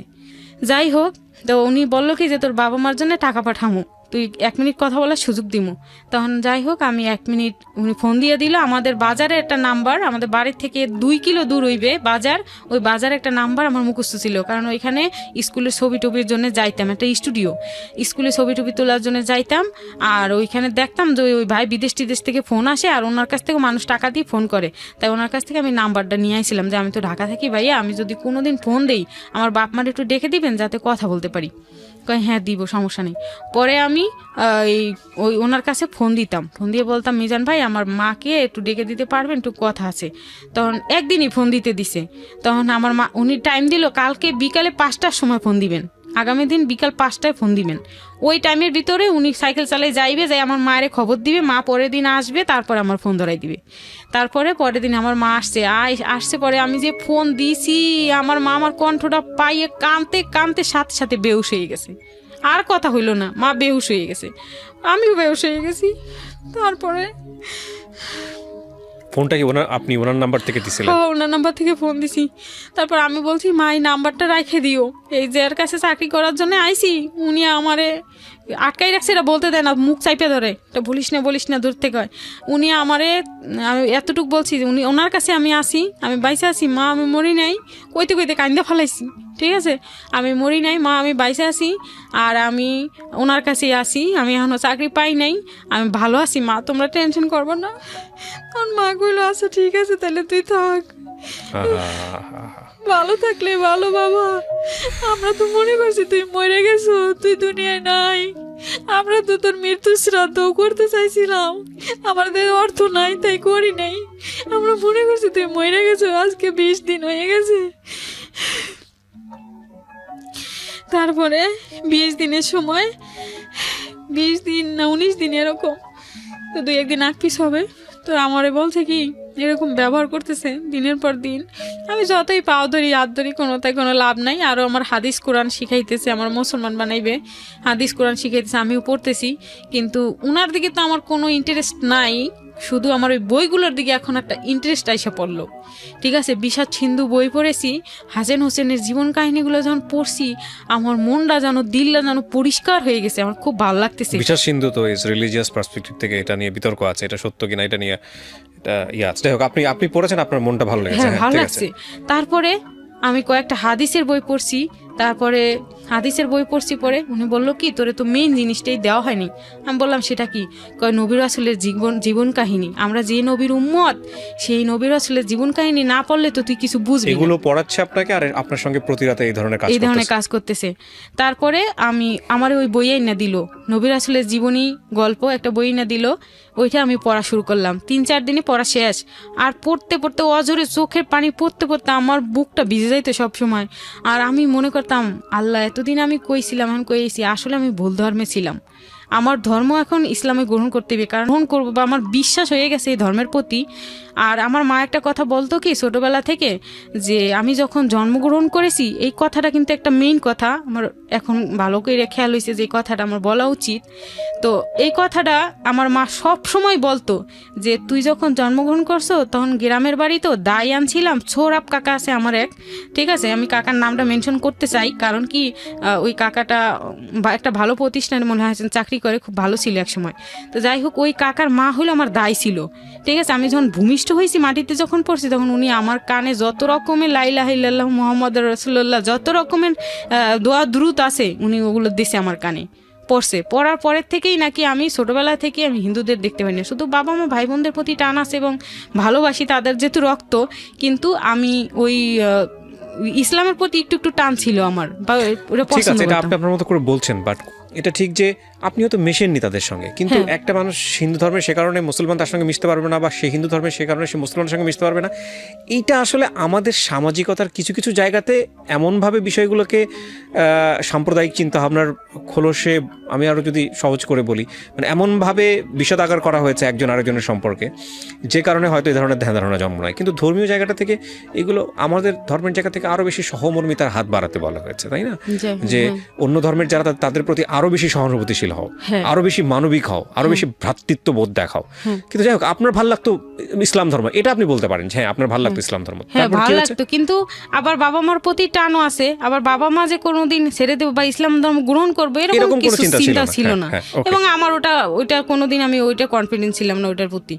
এমনি জাস্ট শুনতাম বা দেখতাম বা ভালো লাগতো, এই ওটা ভিতরে ধারণ করতাম না। তারপরে কি হলো, আপনি এগুলো পড়তেছেন, কোরআন হাদিস, কোরআন তো পড়তে পারেননি তখন, হাদিস পড়ছি। হ্যাঁ, কোরআন বাংলা কোরআন শরীফ এনে দিয়েছে, বাংলা কোরআন শরীফ দেখে দেখে একটু একটু পড়ছি, কিন্তু হাদিসগুলো খুব সুন্দর করে পড়তে পারছি, সব বাংলা তো এজন্য পড়ে পড়ে আমার খুব ভালো লাগলো। এবং আমি একটা জিনিস চিন্তা করলাম যে আমার বাবা মা কি আমারে ফেলাই দিবে যদি আমি মুসলমান হই। উনি মুসলমান হওয়ার অফার দিয়েছে, আমি মুসলমান হইতে পারি, কিন্তু ওনাকে আমি বিয়ে করব না, এটা হলো এক কথা। দ্বিতীয় কথা হইলো যে আমি যদি মুসলমান হইয়া থাকি তাহলে আমি থাকবো কোথায়, খাবো কি, কোথায় কি করব, আমার তো বাসা বাড়ি নেই বা কিছু নেই। আর আমার বাবা মা কি মেনে নিবে? আমার বাবা মা তো এই ধর্ম পছন্দ করে না, তারা তো হিন্দু, আমিও তো হিন্দু, এখন আমি কি করব? আমি এটা দোটানার মধ্যে পড়ে গেলাম। তখন উনি বলল কি যে তুই কি ইসলাম গ্রহণ করবি? আমি ইসলাম গ্রহণ করব, তবে আপনাকে আমি বিয়ে করব না, আপনি আমার বাবার বয়স, আপনাকে আমি কেন বিয়ে করব? আমি একটু চড়া করেই বলতাম এই কথাটা, যখন উনি বিয়ের কথাটা যখন বলতো। যাই হোক, উনি এক পর্যায়ে উনি আর বিয়ের কথা বলে না, কিন্তু দিনের পর দিন ওইভাবে মিশে যাচ্ছে আমার সাথে, ঠিক আছে। বিয়ের কথা আর বলে না, কিন্তু একজন মাওলানা নিয়ে আসলো, ডাইকা নিয়ে এসে আমারে 5 কলমা পড়াইলো। এটা আপনার ইচ্ছাতে হয়েছে নাকি জোর করে? ইচ্ছাতে না, আমি পছন্দ করে ফেলছি, হাদিস করেছেন। হ্যাঁ, স্বেচ্ছায় পড়েছি আমি। মানে ওই এরকম একটা জঘন্যতম সিচুয়েশনের মধ্যে ভালো আপনি কি দেখবেন? তবে এটা ঠিক যে যেহেতু উনি স্বেচ্ছায় করেছেন, তবে এটা অবশ্যই আল্লাহর একটা ক্যারিশমা। দেখেন, ভয়ঙ্কর রকমতম পাশবিক, অমানবিক এবং এটাকে আমি কি বলবো, জঘন্যতম একটা পরিবেশের মধ্যে ওনাকে রাখা হয়েছে, একটা ভয়ঙ্কর রকম পরিবেশের মধ্যে, যেটার আসলে বলার মতো কোনো ভাষা নেই। সেই রকম একটা জায়গা থেকে উনি ইসলাম ধর্ম গ্রহণ করলেন এবং এটা স্বেচ্ছায় করেছেন। পৃথিবীতে আল্লাহ চাইলে অনেক কিছু সম্ভব। এই ঘটনা আসলে এটুকুই বলার আছে, আর কিছু বলার নাই। তারপর কি হলো? জি ভাইয়া, তো যাই হোক, আমি ইসলাম গ্রহণ করছি স্বেচ্ছায়, উনি আমাকে কোনো জোর করে নেই, বাধ্য করে নেই। কিন্তু উনি বিয়ে করাটা উনি আমাকে বাধ্য করতেছে, কিন্তু আমি ওনাকে বিয়ে করব না। বিয়ে করবো না, মুসলমান হয়েছি, আমাকে নামাজ শিখাচ্ছে, কিন্তু উনি যে নামাজটা শিখিয়েছে ওটা ছিল ভুল। এখন আমি যেটা নামাজ পড়ি আমি এখন বুঝি, এখন আমি নামাজ পড়ি সঠিক। তখন যে নামাজগুলো উনি শিখাইতো, পুরুষরা যেমন পা ফাঁক করে দাঁড়ায় নামাজ পড়ে, 4 আঙ্গুল 5 আঙ্গুল ফাঁক থাকে, যাই হোক আমার ওই রকম পা ফাঁক করে দাঁড়ায় তারপর নামাজ শিখাইতো। আর আত্মাই তো আমার কিন্তু শিখায় নাই উনি শুধু বলছে 33 বার সুবহান আল্লাহ পড়বা, 33 বার আলহামদুলিল্লাহ পড়বা, 33 বার আল্লাহু আকবার পড়বা, তারপর সালাম ফিরেই মোনাজাত করবা। আর কিন্তু আমি এখন মাদ্রাসার এক মেয়ের কাছ থেকে, আমার মেয়ে হওয়ার পরে মাদ্রাসার এক মেয়ের কাছ থেকে আমি শিক্ষা নিয়েছি। তো ওই মেয়ে বলছে যে মেয়েদের পা মিশিয়ে দাঁড়াইতে হবে এবং মেয়েদের আত্মাহিতু পড়তে হবে, আত্মাহিতু শিখাইলো এবং 5 কলমাও সুন্দরভাবে সবই শিখাইছে, সহিভাবে সহি সুন্নাহভাবে শিখাইছে এবং আমি ওইভাবে পড়তে পড়তে পড়তে পড়তে এখন আমি সব বুঝি। না কিন্তু এটাও ভুল, আপনাকে যে মেয়েটা বলেছে এটাও ভুল। পা মিশিয়ে, হ্যাঁ পা মিশিয়ে ছেলে মেয়ের কোনো ভেদাভেদ আমাদের রিলিজিয়নে যেটা আছে সেটা হচ্ছে আপনি নামাজ সেভাবেই পড়তে পারেন যেভাবে ছেলে মেয়ের জন্য আলাদা কোনো বিশেষায়ন নাই। প্রথম কথা হচ্ছে এটা। আমি আমার ক্ষুদ্রজ্ঞানে যতটুকু জানি যে নামাজের ক্ষেত্রে ছেলে মেয়ের কোনো স্টাইলে কোনো মানে ডিফারেন্স নাই। একটা ছেলেও যেভাবে নামাজ পড়বে একটা মেয়েও সেভাবে নামাজ পড়বে। তারপরও আমি আপনাকে বলতেছি, যেহেতু আমি স্কলার না, হ্যাঁ আমারও ভুল থাকতে পারে, আপনি একজন ভালো এই মাদ্রাসায় পড়ে বলেই আপনি তার কাছ থেকে শিখে যে সে একজন পারফেক্টলি বলতে পারবে, বিষয়টা এরকম না। যে একজন ভালো আলেম তার কাছ থেকে শোনেন, একজনের না 10 জনের কাছ থেকে শোনেন, জেনে আপনি সঠিক নিয়মটা ফলো করবেন। ঠিক আছে, আপনি গল্পে যাই। তারপরে কি হলো? তো যাই হোক, নামাজ আপনি যেগুলো আমার জোর করছিল আপনাকে বিয়ে করার জন্য, তারপর? হ্যাঁ জোর করছিল। তারপরে আমি বলছি না আমি আপনাকে বিয়ে করব না। 1 কথা 2 কথা 3 কথা, তারপর বলে বিয়ে যদি না করিস তাহলে আমার সাথে কালকে 5 তলায় উঠবি। আমি বলি কেন 5 তলায় উঠবো? এই অফারটা কিন্তু 20 দিনের মাথায় 21 দিন পরে এই অফারটা দিল। বিয়েতে যখন রাজি না, আমি মুসলমান হয়ে গেছি। ও আবার মুসলমান হওয়ার পরে উনি 1 গ্লাস পানি আনলো বাথরুমের থেকে না সরি ফিল্টারের থেকে, বাইরের থেকে পানি নিয়ে আসলো, কাউন্টার থেকে নিয়ে এসে বললো কি পানি গ্লাসটা ধর। আমি বলছি কেন? বলছে ধরলাম। বলছে যে বল ইহকাল পরকাল দুজনে তুই মুসলমান হয়েছিস মনে থেকে, এটা আগে বল। আচ্ছা বললাম আমি মনের থেকে মুসলমান হয়েছি। আমি কি জোর করে তোকে মুসলমান বানিয়েছি? আমি কি না এটা আমি কোনোদিন বলবো না, জোর করে আপনি মুসলমান বানানে, আমার মনের থেকে হয়েছি। আচ্ছা তুই ইহকাল পরকাল আমার সাথে একসাথে থাকবি, পানি ধরে বলতে হবে, পানি তুলে বলতে হবে। আমি বলছি না এটা আমি বলতে পারবো না। আমি পানির গ্লাসটা দিয়ে ফিক্কা ফালাই দিছি পরে একটা চরমাস একবারে কান কোন ফাইটে রক্ত এখান থেকে পইরা একবার আমার পুরোটা, তখন সাদা একটা গেঞ্জি পরা ছিলাম, উনি গেঞ্জি পরাইতে পছন্দ করতো আমারে। আচ্ছা এখানে ওনার এই জায়গাটা যাওয়ার আগে আমি আপনাকে, যারা দেখছেন এখানে, আমি জানি যে ধর্ম সম্পর্কে প্রপার একদম সঠিক জ্ঞান রাখেন বা ধর্মকে সবাই সব জায়গা থেকে একদম 100% চর্চা করেন। তার চাইতে অনেক মানুষ আছেন যারা আমরা শুধুমাত্র শুনে দেখে এই জিনিসগুলো প্র্যাকটিস করি। এই যে কসম কাটা, পানির নামে কসম কাটা, মানুষের মাথায় হাত দিয়ে কসম কাটা, কোরআন শরীফ হাতে নিয়ে কসম কাটা বা অন্য কিছু নিয়ে কসম কাটা, এটা আমাদের রিলিজিয়নের কোথাও কোনো বিধান নাই আমি যতটুকু জানি। আমি যদি ভুল বলে থাকি কেউ আমাকে কারেকশন করে দেবেন, আমি পরবর্তী এপিসোডে এসে আমি কারেকশন করে, আমি যতটুকু জানি আজকের পর্যন্ত, আমি বারবারই বলছি আমি রিলিজিয়ন সম্পর্কে খুব ভালো জ্ঞান রাখি না, বাট আমি যতটুকু জানি ততটুকু জানানোর একটা, আমি যতটুকু জানি যে আল্লাহ এটা বলেছেন যদি 1 লাইনও জানো তো সেটা প্রচার করো। তো সেই জায়গাটা থেকে সুযোগ যেহেতু এসছে আমি বলছি যে এইটার কোনো নিয়ম নাই, এটা করলে গুনাহ হবে। কসম কাটা যায় একমাত্র আল্লাহর নামে, শপথ করা যায় একমাত্র আল্লাহর নামে, সুতরাং পানি ধরে যদি আপনি বলতেনও এটা গুনাহ হতো না। যাই হোক আপনি জানতেন ওই সময়, মনে করেছেন এটা বিশাল কিছু, এই জন্য আপনি এটা করেছেন। তারপর আমি গুনাহ কামাই করবো না এই জন্য ফেলে দিলাম। তারপরে উনি এমন চট দিছে একবারে কান দিয়ে রক্ত বেরবে, আমার গেঞ্জি টেঞ্জি ভিজে, আমার মনে করেন সেলোয়ার ভিজে যাচ্ছে, এত রক্ত পড়ছে। এই কানটা এখনো আমার সমস্যা, কয়েকদিন পরেই কানটা তপদা মারিয়ে থাকে, হাঁটতে পারি না, হাঁটলে পর দুমদুম করে, গোসল করতে পারি না, ডাক্তার বলে পানি যেন ঢোকে না, এমন বড় মাপের ডাক্তার। আপনি সুযোগ পাচ্ছিলেন বাইরে চলে যাওয়ার বা থাম করে পালাই যাওয়ার? শুনেন এই কথায় আসছি, ও 20 দিন তো গেছে, এর ভিতরে ফাঁকে আমি চেষ্টায় থাকতাম। উনি যখন রুমে ঢুকতো সিন্ধুকের চাবি এরকম ছড়া নিয়ে ঢুকতো, ওর সাথে দরজার চাবি আছে, তালা ভিতরের থেকেও মারে বাইরের থেকেও মারে। উনি যখন বেরোয় যায় তখন বাইরের থেকে তালা মারে, যখন রুমে ঢুকে আইসে তখন ভিতরের থেকে তালা মারে। এবং ওনার ঘুম খুব মানে কি বলে, এই ঘুমাইবে না পট করে জেগে ওঠে, হঠাৎ জেগে উঠে একবারে বসবে ঘুমের থেকে উঠে। আমরা কিন্তু ঘুম ভাঙলেও উঠতে একটু দেরি হয়, আর উনি উঠেই বসবে সাথে এরকম। আর ওনার চোখগুলো খুব লাল থাকতো সবসময়, খুব ভয় পাইতাম। দাড়ি ছিল? না দাঁড়িয়ে দাড়ি নেই ছিল কোনো, না? না আচ্ছা। আজও নেই। তো যাই হোক উনি ওই দরজায় তালা লাগে যখন ঢুকতো, সিন্ধুকের চাবিগুলো বিছনার কর্নারে রেখে উনি যখন শুইতো ঘুমাইতো, উনি এই সাইডে ঘুমাইতো, আমার ডান সাইডে ঘুমাইতো, আমি ওনার বাম সাইডে শুইতাম। যখন আর কি হয়ে গেছি বোঝেন না, যখন মানে কি ওনার হাতে বন্দি হয়ে গেছি, কিছু তো করার নেই, ওইভাবে শুই। ছোটো খাট শুইতো অনেক কষ্টে, একজনের খাট, ওনার একার সিঙ্গেল খাট। যাই হোক কষ্ট মষ্ট করে শুইতাম। তারপরে ওই চাবিগুলো আস্তে আস্তে, ওগুলো তো আমার মাথার কাছে থাকতো, ওনার মাথার কাছে থাকতো না। তো আস্তে আস্তে আমি চাবিগুলো নিয়ে প্রায় দিন দরজা 2-3 দিন তো চেষ্টা করছি, লাস্টে একদিন সফল হয়েছি। ঠিক আছে, খুলে ফেলছি তালা, খুলে গেটটা খুলছি সকালবেলা, খুব সকালে, যে আমার তো কেউ দেখবে না, আমি কোন পথ দিয়েছিলাম কেউ ধরতেও পারবে না। দিয়ে এক দৌড় দিয়ে কোনো রকম খালি গাবতলে যাইতে পারলে হয়েছে। তাইলে আমি যেমনি হোক মানুষের হাত পাও ধরে, আমাকে দেশি মানুষ পাবো বরিশালের, তখন বরিশালের গাড়িতে একটা টিকিট দেবেই আমারে কেউ, হাত পাও ধরলে, তখন আমি বাড়ি চলে যাবো। আমার এরকম নিয়ে আয়, তখন গেটটা খুলে বাইরের থেকে লাগাই দিছি, ও আর বেরোইতে পারবে না, ওরে লাগাই দিছি। লাগাই দিয়ে চাবিগুলো কাউন্টার উপরে আস্তে আস্তে রাখছি, ওই 3 তলায় কিন্তু কাউন্টার, আস্তে আস্তে রাখছি যাতে চাবিতে শব্দ না হয়, দারোয়ান যাতে উঠে না পড়ে। দারোয়ান ঘুমাচ্ছে নাক ডাইক্কা, ঠিক আছে, দারোয়ান আবার ওর আপন কাকা। যাই হোক ওই মুন্সি ঘুমাচ্ছে, যাওয়ার জন্যে চাবিটা রাখছি কাউন্টারে রেখে আস্তে আস্তে করে, ওই গেটটা একটু ফাঁকা ছিল, গেটটা আস্তে আস্তে সরাইছি, কলেপসেবল গেট তো, শব্দ হইলে দারোয়ান টের পাই যাইবে, তাইলে আস্তে আস্তে একটু সরাই ভেবে কাত হইয়া আস্তে আস্তে ওই গেট দিয়ে বেরোইছি, মাথা বেরোয় না, টানতে টানতে কপাল টপাল ছাল উঠাই ফেলাইছি। ঠিক আছে, যদি আমি ফাঁক করতে যাই শব্দ হইবে, গেট যদি খুলতে যাই তার থেকে অল্প যেটুকু খোঁজ আমি মাথাটা বের করবোই, আমার বডি যেহেতু বেরোইছে মাথাও বেরোইবে।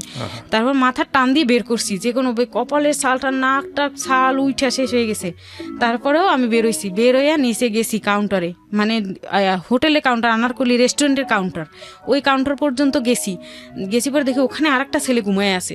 ঠিক আছে, এখন ছেলেটা এমনভাবে ঘুমাইছে যে আমি ওরে না পারি ড্যাঙ্গায় যেতে, না পারি ওর গায়ে পাড়াতে, মানে কোনোভাবে আমি ওই গেটটা খুলতে পারি না, হাতে পাই না, ও এতখানি জায়গা নিয়ে শুয়েছে তো, হাতে ওই গেটটা পাই না। আর যদি খুলতে চাই ছেলে উঠতে আমার মায়ের শুরু করে দেবে, কারণ সবাইকে বলা আছে, আমার উপর নজরদারি করা আছে। ঠিক আছে, তো যাই হোক আমি ওই গেটটা আর খুলতে পারি না। এখন গেছি জালনায়, যে বারান্দায় গেছি, এখন বারান্দায় যে গিরিল ও দিয়ে আমি যেতে পারবো না, কোনোভাবে খোলারও সিস্টেম নাই। ঠিক আছে, জালনার গিরিল দিয়ে যে আমি জালনা বাইয়ে যে নামবো বা কোনো একটা সিস্টেম করব, কত সিস্টেম যে খুঁজতেছি, কিন্তু নামার আর কোনো সিস্টেম নাই। এবারে আমি ভাবলাম কি, আমারে তো কালকে 5 তলায় উঠাইবে, তার সে আমি মরেই যাই, কি করব, যাইতে তো আর পারবো না। 5 তলায় কি আছে? 5 তলায় খারাপ কিছু আছে। ও মানে আপনি যদি বিয়ে না করেন তাহলে আপনাকে ওখানে দিয়ে 5 তলায় দিয়ে আসবে, হ্যাঁ। তো যাই হোক আমি ওইটা মনে মনে সন্দেহ করছি, এবং যে আমার ভাত দেয় জালনা দিয়ে, ও আমার কাছে বলছে, ঠিক আছে, একদিন গোপনে, ঠিক আছে, জানি না আমার এই ভিডিও দেখ শোনে কি না, আর ভালো কাজই করছিল। আর এবং ভাত করে আমার একটু বেশি বেশি দিত, পরবর্তীতে আমি খাইতে পারতাম, তখন উনি মাইপা ভাত দিত, আর ছেলেটা আমার চুরি করে একটু বেশি ভাত দিত, আমি খাইতে পারতাম তখন আর কি। তো ওই আমার হেল্প করছিল, আমার বলছে কি, আপনি যদি সুযোগ পান আমার কথা বলবেন না, যদি সুযোগ পান পালান, নাইলে আপনারা কিন্তু অপকর্মে জড়াই দেবে। আর উপরে অনেক সুন্দর সুন্দর মেয়েরা থাকে, এরা খারাপ কাজ করে। ঠিক আছে, এই কাজ করে আমাদের এই মালিক সাহেব, ঠিক আছে, এই কাজ করে। ঠিক আছে, তখন আমি ভাবলাম কি আল্লাহ খাইছে, তখন ওই ছেলের কথা আমার মনে মনে, আমি আর কিভাবে পালাবো, আমার তো নাইলে খারাপ কাজে নিয়ে যাবে। আর উনি যেহেতু 5 তলার কথা বলছে, আমার আইডিয়া হয়ে গেছে ওই ছেলের কথা ঠিক। ঠিক আছে, তারপরে আমি করলাম, নামলাম দোতলায়, নেমে আর ওই ছেলেরে ডাঙ্গাইতে পারলাম না। এবার নিচতলায় কিভাবে যাবো, তাই তো নিচতলায় আর এক গেট মারা, এই গেট তো মারা দোতলায়, নিচতলায় তো আর এক গেট মারা, তাহলে আমি তো বেরোর কোনো রাস্তা নেই। তখন আমি টেনশনে পইরা সারা হোটেল খুঁজলাম, ঘুরলাম, ও ঘুমাচ্ছে তখন, আল্লাহর কি খেলা, কি বেরোইতে পারিনি তখন, আল্লাহ জানি না। তো উনি ঘুমাচ্ছে, উনি বেরোয় না, তো আওয়াজও নেই। আমি সারা হোটেল ঘুরলাম, কোনোখান থেকে যদি একটু নামার জায়গা পাইতাম, বাথরুমের পাইপ টেপ কোনো কিছু ধরে যদি নামতে পারতাম। 3 তলা, আমি ফাল দিলেও মরবো না, হয়তো হাত পা ভাঙবে। 3 তলা আমি ওরকম চিন্তা করছি। আর দোতলায় যেহেতু নামতে পারছি, তখন আমি চিন্তা করছি দোতলা থেকে নিচতলা পড়লে হয়তো হাত পা ব্যথা পাবো, মরবো তো আর না। ওই চিন্তা করে আমি দোতলায় গেছি, কিন্তু কোনোখান থেকে আমার লাভ দেওয়ার সুযোগ আর পাইলাম না। তখন আমি ফ্যানের সাথে ফাঁস দিতে নিলাম, জীবন আর রাখবো না। ঠিক আছে, তখন আমি 3 তলায় উঠলাম, উঠে সারা রুম খুঁজে কোনার মধ্যে একটা রুম পাইছি খালি, ওই রুমে যাইয়া ফ্যানের সাথে ফাঁস দিতে গেছি, বিছনা চাদর উঠাইয়া চাদর ছিঁড়ে ওইটা গিরাইছি ভালো কইরা, গিরাইয়া এবার গলায় তো গিরাইছি, ফ্যানের সাথে গিরাইয়া খাটের উপর বসে গিরাইছি। এখন আমি ঝুলবো কিভাবে, আমি ঝুলতে গেলে তো আমার ওই যেখানে গিরাইছি ফ্যানের সাথে, ফ্যানটা তো আউটে না, খাটের বরাবর। ঠিক আছে, আমি ঝুলবো কিভাবে, ঝুলতে পারি না, কিন্তু ওইভাবে আমি চেষ্টা করতেছি মরার। ঠিক আছে, কিন্তু আমার হয় না, পাও খাটের উপরে বসে যায়। কিন্তু মরতে পারি না কোনোভাবে, হয় না। অনেক চেষ্টা করছি, অনেকক্ষণ ট্রাই করছি, মরতে পারি না। ঠিক আছে, তখন আমি ভাবলাম কি যে আমি যদি খাটের বাইরে যদি ফাল দেই তাইলে কি আমার ওরা ফাঁসবে, উপরে গিটটা কি ফাঁসবে। আচ্ছা দেখি তো কি করা যায়। দিছি ফাল খাটের উপর থেকে, তো ওইটা টান দিয়ে ধরবে, আমার গলায় ফাঁস পড়ে যে মারা যাবো। দিছি ফাল দেওয়ার সাথে সাথে সুইটটা ছিঁড়ে একবার নিচে পড়লাম দাম কইরা। নিচে যখন পড়ছি দাম কইরা সবাই উঠে গেছে হোটেলের। ওরে কি এলো কি এলো কি এলো কি এলো, তখন পড়ছে কি তখন আমারে ওইটা উঠে দরজা টাকাইতেছে। তখন দেখতেছে আমি অজ্ঞান হয়ে গেছি, তখন দেখতেছে আমি নেই রুমে, এই চিল্লা ফাল্লা শুরু গেলে মেয়ে গেল কই। তখন ওরা আমার সবাই ধরে নিয়ে আসছে স্টাফরা, যে এই রুমে যাই উনি গলায় ফাঁস দিছে। এই তো মায়ের আমারে যত রকমের মায়ের, সব মায়ের দিল। মায়ের দিয়ে এরপরে আমারে রাখলো, আর কিছু করলো না। 3-4 দিন ডাক্তার এনে ট্রিটমেন্ট করাইলো। ওই স্টাফরা পানি এনে দেয়, মাথায় পানি দেয়, যা করার ওরা করে, উনি শুধু পাশে দাঁড়ায় থাকে। ডাক্তার নিয়ে আসে, ভালো ভালো ডাক্তার নিয়ে আসে। স্টাফরা সবাই জানতো যে উনি এই ধরনের? হ্যাঁ, উনি এই ধরনের, সবাই জানতো উনি এই ধরনের। এবং এক না তো আমি তারপর ফাঁস দিয়ে মরলাম না, আল্লাহ নিল না। আসার পর রুমে ঢুকে যখন মারছে, মারিমুর খাইয়ে ডাক্তার দিয়ে ট্রিটমেন্ট করে ভালো করলো। ভালো করার পরেই আমার আবার 5 তলার অফার, ওই বিয়ে করো না 5 তলায় ওঠো। তারপরে আমি এক পর্যায়ে রাজি হলাম যে বিয়ে করলে তো আমার বাচ্চা হয়ে যাইবে, তার থেকে আমি 5 তলায় যাই। কিন্তু 5 তলায় যে কি হবে এটা তো আমি অত ভালো তখন বুঝতে পারিনি। হয়তো ওই ছেলে বলছে আমার ভিতরে আছে, অত ভালো বুঝতে পারিনি। তবে আমার ভিতরে এরকম একটা বুঝছিল, যদি আমার 5 তলায় উঠে দিয়ে আসে, যে র্যাব আসে, পুলিশ আসে, তখন আমি ওদের সাথে চলে যাব। ঠিক আছে, নাইলে ওই মেয়েরা যারা আসে, আরিফুল বলছে যে সকালে উঠে মেয়েরা 7টায় 8টায় আর রাত্রেবেলা নেমে যায়। ঠিক আছে, যদি সুযোগ পান ওদের সাথে নেমে যাইতে পারবেন। আরিফুলের সাথে মাঝে মধ্যে একটু শেয়ার করতাম, যাতে ম্যানেজার না শুনে। ম্যানেজার আবার ওর গোলাম চাটুকারি করে, ঠিক আছে, আবার বলে দিবে আরিফুল যে সত্য কথাগুলো আমার যা বললে তো আরিফুলের বাড়ি যাই ওর বাচ্চা বউ সব মাইরে ফেলাইবে, কারণ সব রংপুরের লোক না, মাইরে ফেলাইবে। যাই হোক, পরে আমি করলাম, কাছ থেকে সহযোগিতা নিয়ে আমি সবকিছু জানলাম এবং আমি জানি যে নামতে পারবো। ঠিক আছে, সিঁড়ি দিয়ে আমি নামতে পারবো মেয়েদের সাথে, যদি আমি 5 তলায় যাই। তারপর আমি রাজি হইলাম 5 তলায় যাওয়ার জন্য। ঠিক আছে, আমি 5 তলায় যাবো, কিন্তু আমি আপনাকে বিয়ে করব না। তারপর 5 তলায় নিয়ে যাওয়ার পরে ওই দিনেই আল্লাহর কি খেলা, ওই দিনই র্যাব আসছে ভাগ্যক্রমে। র্যাব আসার পর বাইরে ধুইরে মেয়ে করে পিঠে মিটিয়ে কাউ করে ওই সব ড্রেসে এক একজন নামছে। আর আমি না, আমারে নামতে দেয় না, সুপারভাইজারের মাইরে ব্রেক করে হালাইতেছে র্যাবে। তারপর আমার দরজা এমন করে ধরে রাখছে, আমারে নিতে দেয় না। তাই সুপারভাইজার চাকরি থাকবে না যে। তো যাই হোক, আমি বলছি যে স্যার আমারে আগে নেন, আমি থানায় যাব, স্যার আমি জেলে যাব, স্যার আমার নেন না স্যার। এমনি করে আমি সুযোগ পাইছি, ফাঁক দিয়ে যে এক র্যাবের পাও জড়াই ধরছি। ওনার নাম আব্দুল হালিম, র্যাবের। ঠিক আছে, যাই হোক, ওনার নামটা মনে রাখছি, উনি আমার উপকার করছিল। তো উনি আমার নামাইছে। ঠিক আছে, নামাই নিয়ে গেছে নিচে, খালি নিয়ে যাওয়ার পরে একটা মুন্নি নামে একটা মেয়ে ছিল আমার সাথে, ও নামতে পারছে র্যাবের পাও ধইরা। 3 তলায় ছিল ও মনে হয়, ওখান থেকে নামছে। আর আমি 5 তলা থেকে নামছি। নাইমা র্যাবের পাও ধরে র্যাব নামাইয়া 2-3টে বাড়ি দিল আমার পাশার মধ্যে, ওরেও দিল, দিয়ে যা কই যাবি, যা পতিতে কাজ করতে আইছো, এগুলো বলার পর মারমুর খাইয়া তারপর আমি ওই মুন্নির সাথে হাঁটতে বাংলা মোটর গেছি। বাংলা মোটর যাওয়ার পর উনি তো আমার হন্য হইয়া খুঁজতেছে। ঠিক আছে, উনি তো আমার পাচ্ছে না, উনি র্যাবে কি করবে, পুলিশে কি করবে, উনি আমারই খুঁজতেছে, পাচ্ছে না। এবার আমি শরীর খারাপ ছিল তখন, আমার ওই অবস্থা, কিন্তু আমার কাজ করাইছে। তারপরে ওইভাবে আমি নামছি নাইমা। তারপরে আমি একটা টয়লেটে গেছি, ওখান থেকে আমি স্যানিটারি ন্যাপকিন ব্যাগের মধ্যে নিয়েছিলাম, এটা একটা কথা। তো ব্যাগের মধ্যে নিয়েছিলাম, নিয়া তারপর ওই মুন্নির সাথে আমি ওইভাবে হাঁটতে মগবাজার গেছি। মগবাজার যাওয়ার পরে একটা ছেলে পিছু লাগছে, ট্যাক্সি নিয়া, প্রাইভেট কার নিয়া, ট্যাক্সি নিয়ে পিছু লাগার পরে এরপর বলছি, তোরা রাস্তা দিয়ে হাইটে যাচ্ছ, তোরা না অমুকখান থেকে আইসো, তোরা না হাতিরপুল থেকে আইসো। আমি বলি হাতিরপুল থেকে আইসো, ওটা তো ভালো জায়গা, হাতিরপুল কাঁচা বাজার করতে গেছিলাম। হ্যাঁ, কাঁচা বাজার করতে গেছিলে তোমরা, এটা করতে গেছিল। ঠিক আছে, এটা যখন বলছে তখন ভয় পেয়ে গেছি। মুন্নি আরো ভয় পাইছি, কিন্তু চটাং কথা কয়, আর আমি একটু আস্তে আস্তে কথা কই, যেহেতু আমি এসব দেখিনি কোনোদিন। আর ও তো প্র্যাকটিস করা অভ্যাস, ও মুখ খারাপও করতেছে, আমি তো মুখ খারাপ করি না, আমার বাপ দাদা ওগুলো শিখায়নি। যাই হোক, তারপরে আমার মগবাজার নিয়ে গেল ওর ট্যাক্সিতে, ওর চুলে মুটকি ধইরা আমাকে দুজনের ট্যাক্সিতে উঠাইলো, একটা মানুষও কিছু কইলো না। ঠিক আছে, যে আমাদের 2টা মেয়েরে এভাবে উঠাইলো ট্যাক্সিতে, একটা ছেলে, কেউ কিছু কইলো না। তারপরে আমাদের নিয়ে সেই মগবাজার নিয়ে গেলো, বিশাল বড় ভিতরে একটা ছোট্ট একটা বিল্ডিং, ওখানে নিয়ে যাই। ওই ছেলে ফোন করে আরো 4-5 জন ছেলে নিয়ে আইছে। নিয়ে আসার পরে ওই 4-5 জন ছেলে উড়ে দইরা আমারে তো চেক করছে, কিছু পায় না, আরো ব্যাগের মধ্যে পাইছে ওই যে আমার নেপকিন। পাওয়ার পর ওরা আমারে সিসি করলো, সিসি করে আমার বাইরে রাখলো। আমার ভাগ্য ভালো, বাইরে রাখলো। আর ওরে ভিতরে নিয়ে গেলো, রুমের ভিতরে নিয়ে ওরে সার্চ করে 9,000 টাকা পাইছে। ওই সময় কিন্তু 9,000 টাকার মূল্য, এখন কিন্তু 1 লাখ টাকার মূল্য। যেই পাইছে 9,000 টাকা, এই তো ওরে মাইরে মুইরে পর ও এমন এমন ভাষা ব্যবহার করছে। মায়ের তো খাইছে, দর্শন তো হইছে, তারপরে এমন এমন ভাষা ব্যবহার করছে, ভাষার কারণে ওরে 2 রাউন্ড গুলি করছে আমার চোখের সামনে।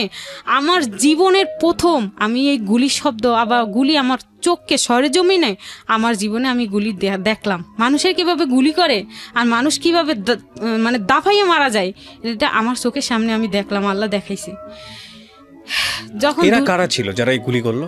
চিনি না, জানিও না, আর কোনোদিন দেখেও নাই। আপনার সামনে কিভাবে গুলি করে দিল? ওরে ভাই, আমি জীবনে ভুলতে পারবো না। 2 রাউন্ড গুলি করছে। আরে কার মার সন্তান কিভাবে মরলো, আমার চোখের সামনে দাফাইয়ে মরে গেল। ঠিক আছে, 2 রাউন্ড গুলি আমার চোখের সামনে, রক্তে ওই রুমটা পুরো মাইখে গেল। ঠিক আছে, এরপরে আমার পালা। ঠিক আছে, আমার পালা। এখন আমি বললাম কি যে ভাই, আমার মারলে মারতে পারেন, কিন্তু আমি এমন কোনো গালি দেই নাই, এমন কোনো অপরাধ করি নাই ভাই। আমি বলছিলাম, কয়জন ছিল ওরা? ওরা 4 জন ছিল। আমি বলছিলাম ভাই, আমার একটা নাকের ফুল আছে, আমি এটা দিয়া দেই, আমার কাছে 30টা টাকা আছে ভাই, 30 টাকা না 24 টাকা এরকম আছে, আমি এটা দিয়া দেই, আমার কাছে আর কিছুই না। গুলিটা কখন, দিনের বেলাতেই করেছেন নাকি রাতের? দিনের বেলা, দুপুর বেলা। ঠিক আছে, আশেপাশে কেউ ছিল না? না, কেউ ছিল না। রাত্রে কিন্তু র্যাবে রেড দিছে, ওখান থেকে নামাইতে নামাইতে কিন্তু রাত 2টা-3টা বাজছে। তারপরে কিন্তু আমরা আরো মার্কেটে, দোকানে টোকানে, এখানে সেখানে বসে কিন্তু আমরা সময় কাটাইছি। দোকানপাট কিন্তু বন্ধ, সকাল কিন্তু আমাদের ওখানেই হয়ে গেছে, এই কথা কিন্তু আমি বলতে ভুলে গেছি। তারপরে সকাল 9টা-10টার দিকে কিন্তু আমরা মগবাজার ওদিকে রওনা দিয়ে যাই। এর ফাঁকে কিন্তু আবার ওই মেয়ের আবার কোনখানে কোন বয়ফ্রেন্ড ছিল, সেই বয়ফ্রেন্ডটাই কিন্তু আমাদের নাস্তা খাওয়াইছে বাংলা মোটরে। এই কথা কিন্তু আমি বলিনি, মনে নেই। যাই হোক, পরে নাস্তা টাস্তা খাইছি, খাইয়ে দিয়ে আস্তে আস্তে ওখানে যেতে যেতে ওই ছেলেকে হাতে যখন পড়ি তখন কিন্তু প্রায় 12টা বেজে যায় দুপুর। তারপরে ওরা কি করে আপনার সাথে? তারপরে আমারে বলে কি যে তুই তোর কাছে, তুই সত্যি কথা বলছিস, মুখ খারাপও করিস নি, আর দেখতে মনে হয় তুই একটা গরিবের ঘরে মেয়ে, তুই কি গার্মেন্টসে চাকরি করতি? আমি কি, হ ভাই। কোন গার্মেন্টস চাকরি করতি? গার্মেন্টসে চাকরি করতাম। তোরে কোন দালালে নিয়ে আইছে? তো আমি বলছি কি যে আমারে নিয়ে আইছে, ওর নাম বলছি ওর, ঠিক আছে, ও নিয়ে আইছে আমারে এইভাবে সরকারি চাকরি করার কথা বলে সন্ত্রাসের কাছে এটা বলছি। বলার পরে ওরা বলছে কি, ও তাইলে তোরেই আটকাই রাখছিল রুমের মধ্যে? আমি হ্যাঁ, 108 নম্বর রুমে আমার আটকে রাখছিল। সব বলছি ওদের কাছে। বলার পরে ওদের মায়া হয়েছে, ঠিক আছে, মায়া হয়েছে। ওরা আমার 500 টাকা দিছে আমার হাতে, বলছে কি তুই চলে যা বোন, আমারও তো বোন আছে, আমরা খারাপ, ও খারাপ দেখে ও এরকম আমাদের মা তুলে গালাগালি করছে দেখে ওর দিছি শেষ কইরা। জীবন ওর লাশটা নেওয়ার মতো এখান থেকে কেউ আছে নেই, কিন্তু তুই যা বললি কথাগুলো, আসলেই তোর কথা সত্যি, তুই আমার বোনের মতো। সন্ত্রাস গো কিন্তু মায়া আছে ভাই, যা দেখলাম জীবনে। ও আমারে 500 টাকা দিছে, দিয়ে আমারে ওখান থেকে একটা খাল পার হয়ে নৌকায় তারপর ওই পারে যাইতে হয়। বলছে যে আমরা যে ঘটনা ঘটাইছি এটা কিন্তু কারো কাছে প্রকাশ করো না, তাইলে তোমার যেখানে পাবো ধরে নিয়ে এসে ওই রকম ঘটনা ঘটাই দিব, কারো কাছে প্রকাশ করো না। টাকা দিলাম 500, চলে যাও ভালোভাবে, কই যাবো যাও, ঠিক আছে। আমরা কিন্তু ওতে ওতে থাকবো তোমার পিছনে, যে কারো কাছে আবার বলো কিনা যে আমরা মার্ডার করছি, মুন্নিরে যে মার্ডার করছে। যাই হোক, পরে আস্তে আস্তে আস্তে এই মুন্নির সঙ্গে তো আপনার আগে থেকে পরিচয় ছিল না? কোনোদিন না, ওই 5তলায় কাজ করতো। তো যাই হোক, আমার খারাপ কাজ ওই একদিনই হয়েছে ভাগ্যে। যাই হোক, এরপরে আমি আসতেছি 500 টাকা নিয়ে, আস্তে আস্তে আমি একটা দান বাক্স দেখলাম, ঠিক আছে, দান বাক্স দেখলাম, মানে আমি টাকা 200 টাকা দান বাক্সে দিতেছে, আর 300 টাকা দিয়ে আমি বাড়ি যাবো, ঠিক আছে। আমি আল্লাহ আমার বাসায় দিছে, আমি গুলি খাই নাই, তো আল্লাহ তো আমার স্বয়ং আছে। আমি বিপদে পড়ছি, আমি আল্লাহরে ডাকতে ডাকতে ডাকতে ডাকতে আমার মনে করেন কি আমার মুখ টুক ব্যথা হয়ে গেছে, আমি আর ডাকতে পারি না এরকম। তা আল্লাহ তো আমার বাসাইছে, হেফাজত করছে। তা আমি তো এখন দান করতে পারি, এবং সামনে যেহেতু দান বাক্স পড়ছে, দান করা আমার সুন্নাহ। তা আমি দিতে পারিনি, টাকাটা ভাঙাইতে পারিনি, দিব কিভাবে? এর ভিতরে 3-4 জন লোক, এই তুই মেয়ে মানুষ, দোকানের সিপা চাপা থেকে বাইরে এসছে 3-4 জন লোক বাইরে, এই তুই মেয়ে মানুষ, তুই নৌকা পারে ওদিকে কই গেছিলি? ফিল্ডিং মারতে গেছিলি, আড্ডা করতে গেছিলি, এই সেই। আমি কই ভাই কি কনে এডি কথা, আমি আড্ডা করতে গেছি, ফিল্ডিং মারতে গেছি, তাইলে ওখানে কি আবাহিনী মাঠের মধ্যে কি? তা আমি কইলাম কি বিপদে পড়ছি, আমার টাকা 500 এবার এগো পকেটে চলে যাইবে, আবার কি এরা আমার খারাপইও করতে পারে। আমি আস্তে করে 500 টাকার নোটটা মোড়াই দান বাক্সে ঢুকাই দিলাম। আল্লাহ তুমি যা করো, ঠিক আছে, দিলাম দান বাক্সে, আমার টাকা লাগবে না, জান বাঁচা ফরজ, আমি টাকা আল্লাহর নামে দিচ্ছি, আল্লাহ যদি আমাকে হেফাজত করে আমি বাড়ি যেতে পারবো, এটা ছিল আমার চিন্তা। যাই হোক, কি হলো তারপরে? তারপরে ওই ওরা যখন এই লোকজন জড়ো হয়ে গেছে, চিল্লাপাল্লা করতেছে, এই মেয়েরা ওই পাশ থেকে আসছে, ওই পার থেকে ওই পারে তো ভালো মেয়েরা যায় না, ওই পারে এই মেয়ে গেছিল কেন, এই কেন গেছিল ওই পারে, হ্যান ত্যান।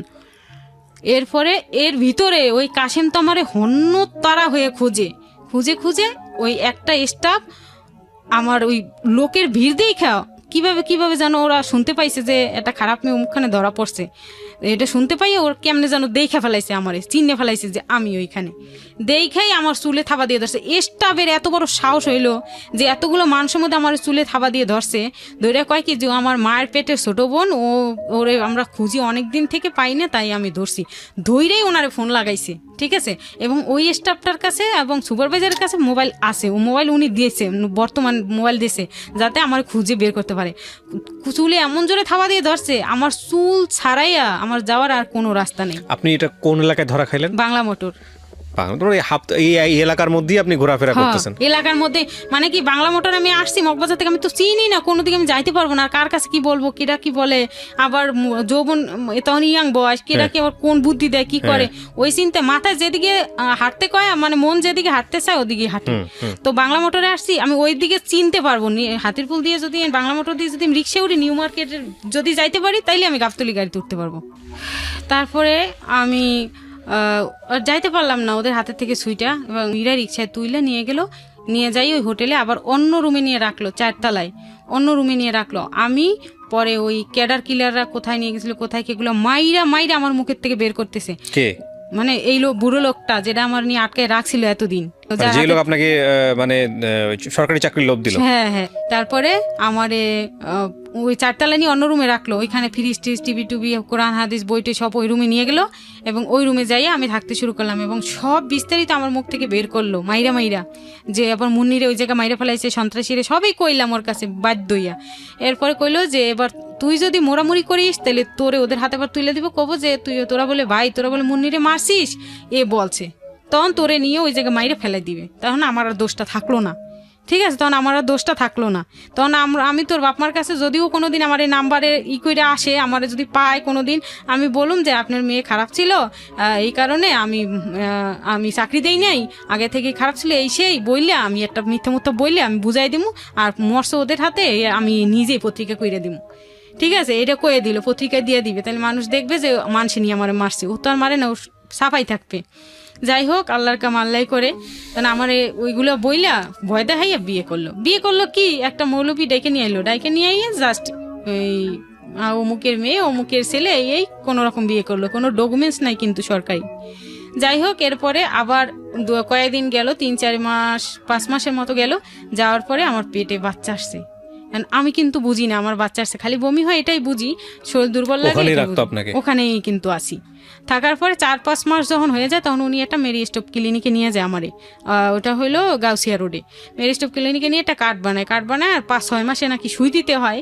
তো ওই সুইয়ের জন্য আমি জীবনে সুই দিইনি, ওষুধ যাই খাইছি ছোটোবেলায়, কিন্তু সুই কোনো দিন দিইনি। একটা নিডি ফ্যামিলির, গ্রামীণ নিম্নবিত্ত পরিবার, একেবারে চরম দারিদ্র অবস্থার একটা পরিবারের একটা মেয়ে শুধুমাত্র দুবেলা দুমুঠো ভাতের জন্যে ঢাকা শহরে, অচেনা একটা শহরে আসার পরে তার জীবনটা কতটা ভয়াবহ অবস্থায় যেতে পারে রং হ্যান্ডে পড়ে, সেটা বোঝার জন্য আজকের এই গল্পটা মানে অসাধারণ গল্প। বলেন তারপরে মেরি স্টপে নিয়ে গেল। মেরি স্টপে নিয়ে যখন উনি আমার নাম টাম লেখাইলো, তখন ওনার কাছে কিছু জিজ্ঞাসা না কইরা ওই মেরি স্টপের মহিলা আমার বলে কি তোমার বাবা?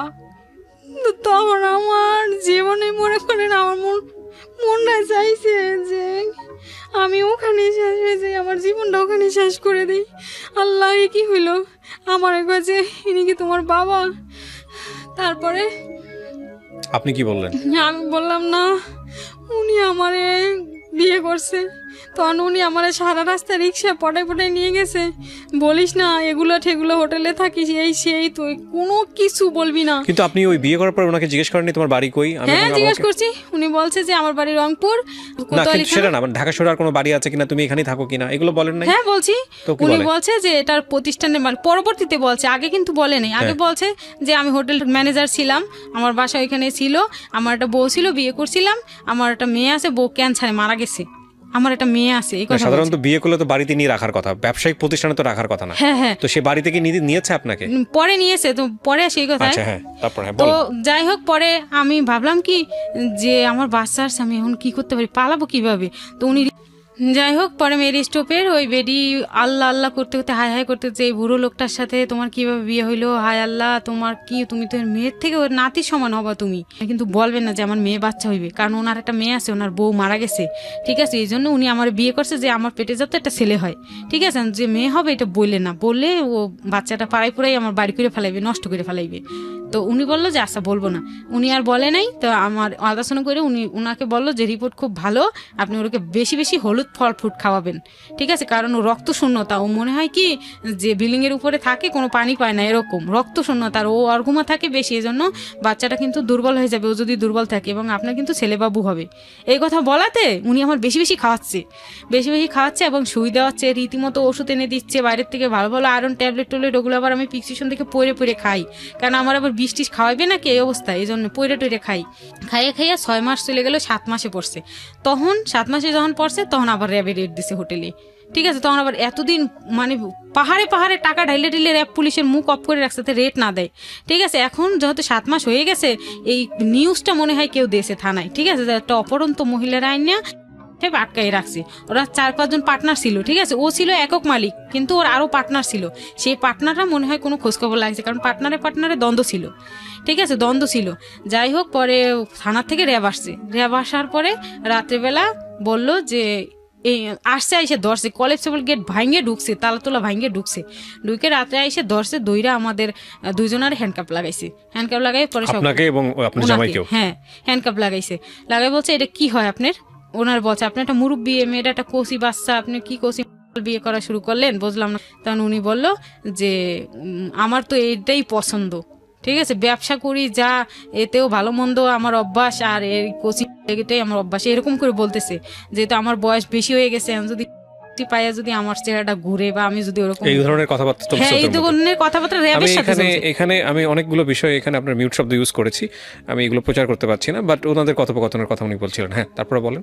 আচ্ছা, তখন ওই র্যাব মানে কি ওনার এগুলো কথা শুনতেছে, তখন আমি মানে চুপচাপ দাঁড়ায় আছি, যে র্যাব ধরছে, এখন কয় কি ডিমালা মাছ তো আমরা থানায় নিয়ে কিছু করতে পারবো না, আর ডিমালা মাছ জেলে দিলে আন্ডা ফুটবে জেলে যাইয়া, এখন কি করা যায়, এমন করে কথা বলতেছে।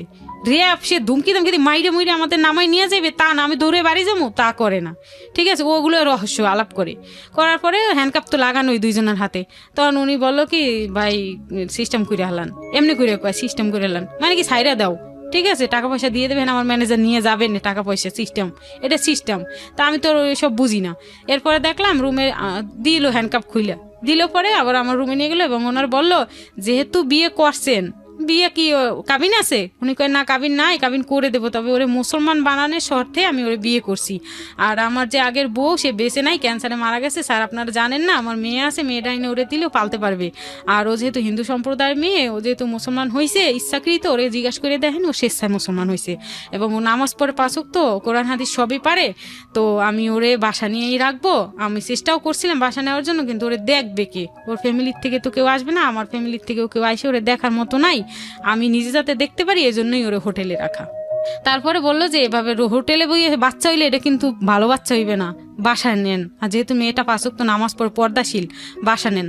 তখন আমার নিয়ে আমার জন্য এক স্টাফ দিয়ে কামরাঙ্গীরচর রসুলবাগ একটা বাসা ভাড়া নিল, 1200 টাকা রুম ভাড়া, ওখানে ভাড়া নিল, আমার সব জিনিসপাতি ওই বাসারে দিয়ে নিউ মার্কেট থেকে কেনাইলো, আর হোটেলের থেকে খাট বিছনা টিছনা হোটেলের থেকে নিয়ে গেল, নিয়ে আমার ওখানে নিয়ে কোনো রকম রাখার পর তখন 7 মাস চলতেছে, যখন রাইখা আমারে 4 জন কিন্তু আমার পিছনে লাগাইছে, স্টাফ 2 জন, স্টাফের বউ 2 জন, তারাও কামরাঙ্গীরচর বাসা ভাড়া থাকে, আমার বাসা দোতলায়, এদের বাসা নিচতলায়, কাছাকাছি, যাতে এরা আমার সবসময় পর্যবেক্ষণ দেখে রাখতে পারে।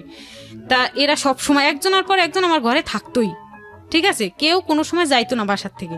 তারপরে একদিন বাসার বউ আসছে, ওনার সাথে জিন ছিল, ঠিক আছে, জিন ছিল, আমি তো আর বুঝিনি ওনার জিনে ধরছে, উনি হাউ মাউ কাউ করতেছে শুয়ে, আমি সুযোগ পাইছি, ওই সুযোগে কয়টা টাকা নিয়ে দৌড়ে যে মায়ের ফোন দিছি, বাড়িতে ফোন দিছি, ফোন দিয়ে আমি তো মায়ের আবার কখন ডাকমু কার জন্য কথা বলতে পারবো না, মিজান ভাইয়ের কাছে সব বলছি যে ভাই আমার মা যদি আসে বলবেন যে আমি এই জায়গা আছি কামরাঙ্গীর রসুলবাগে, আমার নিয়ে বাসা ভাড়া দিয়ে দিয়েছে আর আমার সর্বনাশ হয়ে গেছে, আমার মারে বলবেন যে সে যেন ঢাকা চলে আসে, বা ওই যে লোকের নাম্বার দিছিলাম ওই লোকে আমার বিয়ে করছে, ওই লোকে আমার পেটে বাচ্চা দিয়েছে, আমার এই অবস্থা, আমার মারে কিন্তু ঢাকাইতে করবেন, নাইলে ওই লোকের হাত পা ধরে হোক কাইন্দে কাইতে হোক ফোন করে যেন নরম করে তারপর ওই লোকের মাধ্যমে যেন আসে, তাইলে আমি আর মার খামো না। এবার বলে দিছি পরে মিজান ভাই ওই আমার মার কাছে যাইয়ে সাইকেল চালাইয়ে বাড়ি যেয়ে আমার মার কাছে সব কইছে বাইঙ্গা, কইছে পর তো আমার মায় কাইন্দে কাইতে, ও এর মধ্যে আবার ফাঁকে 2বার আমাদের বাড়িতে টাকা পাঠাইছে, একবার 10,000 টাকা পাঠাইছে আর একবার 4,000-5,000 টাকা পাঠাইছে আমাদের বাড়িতে।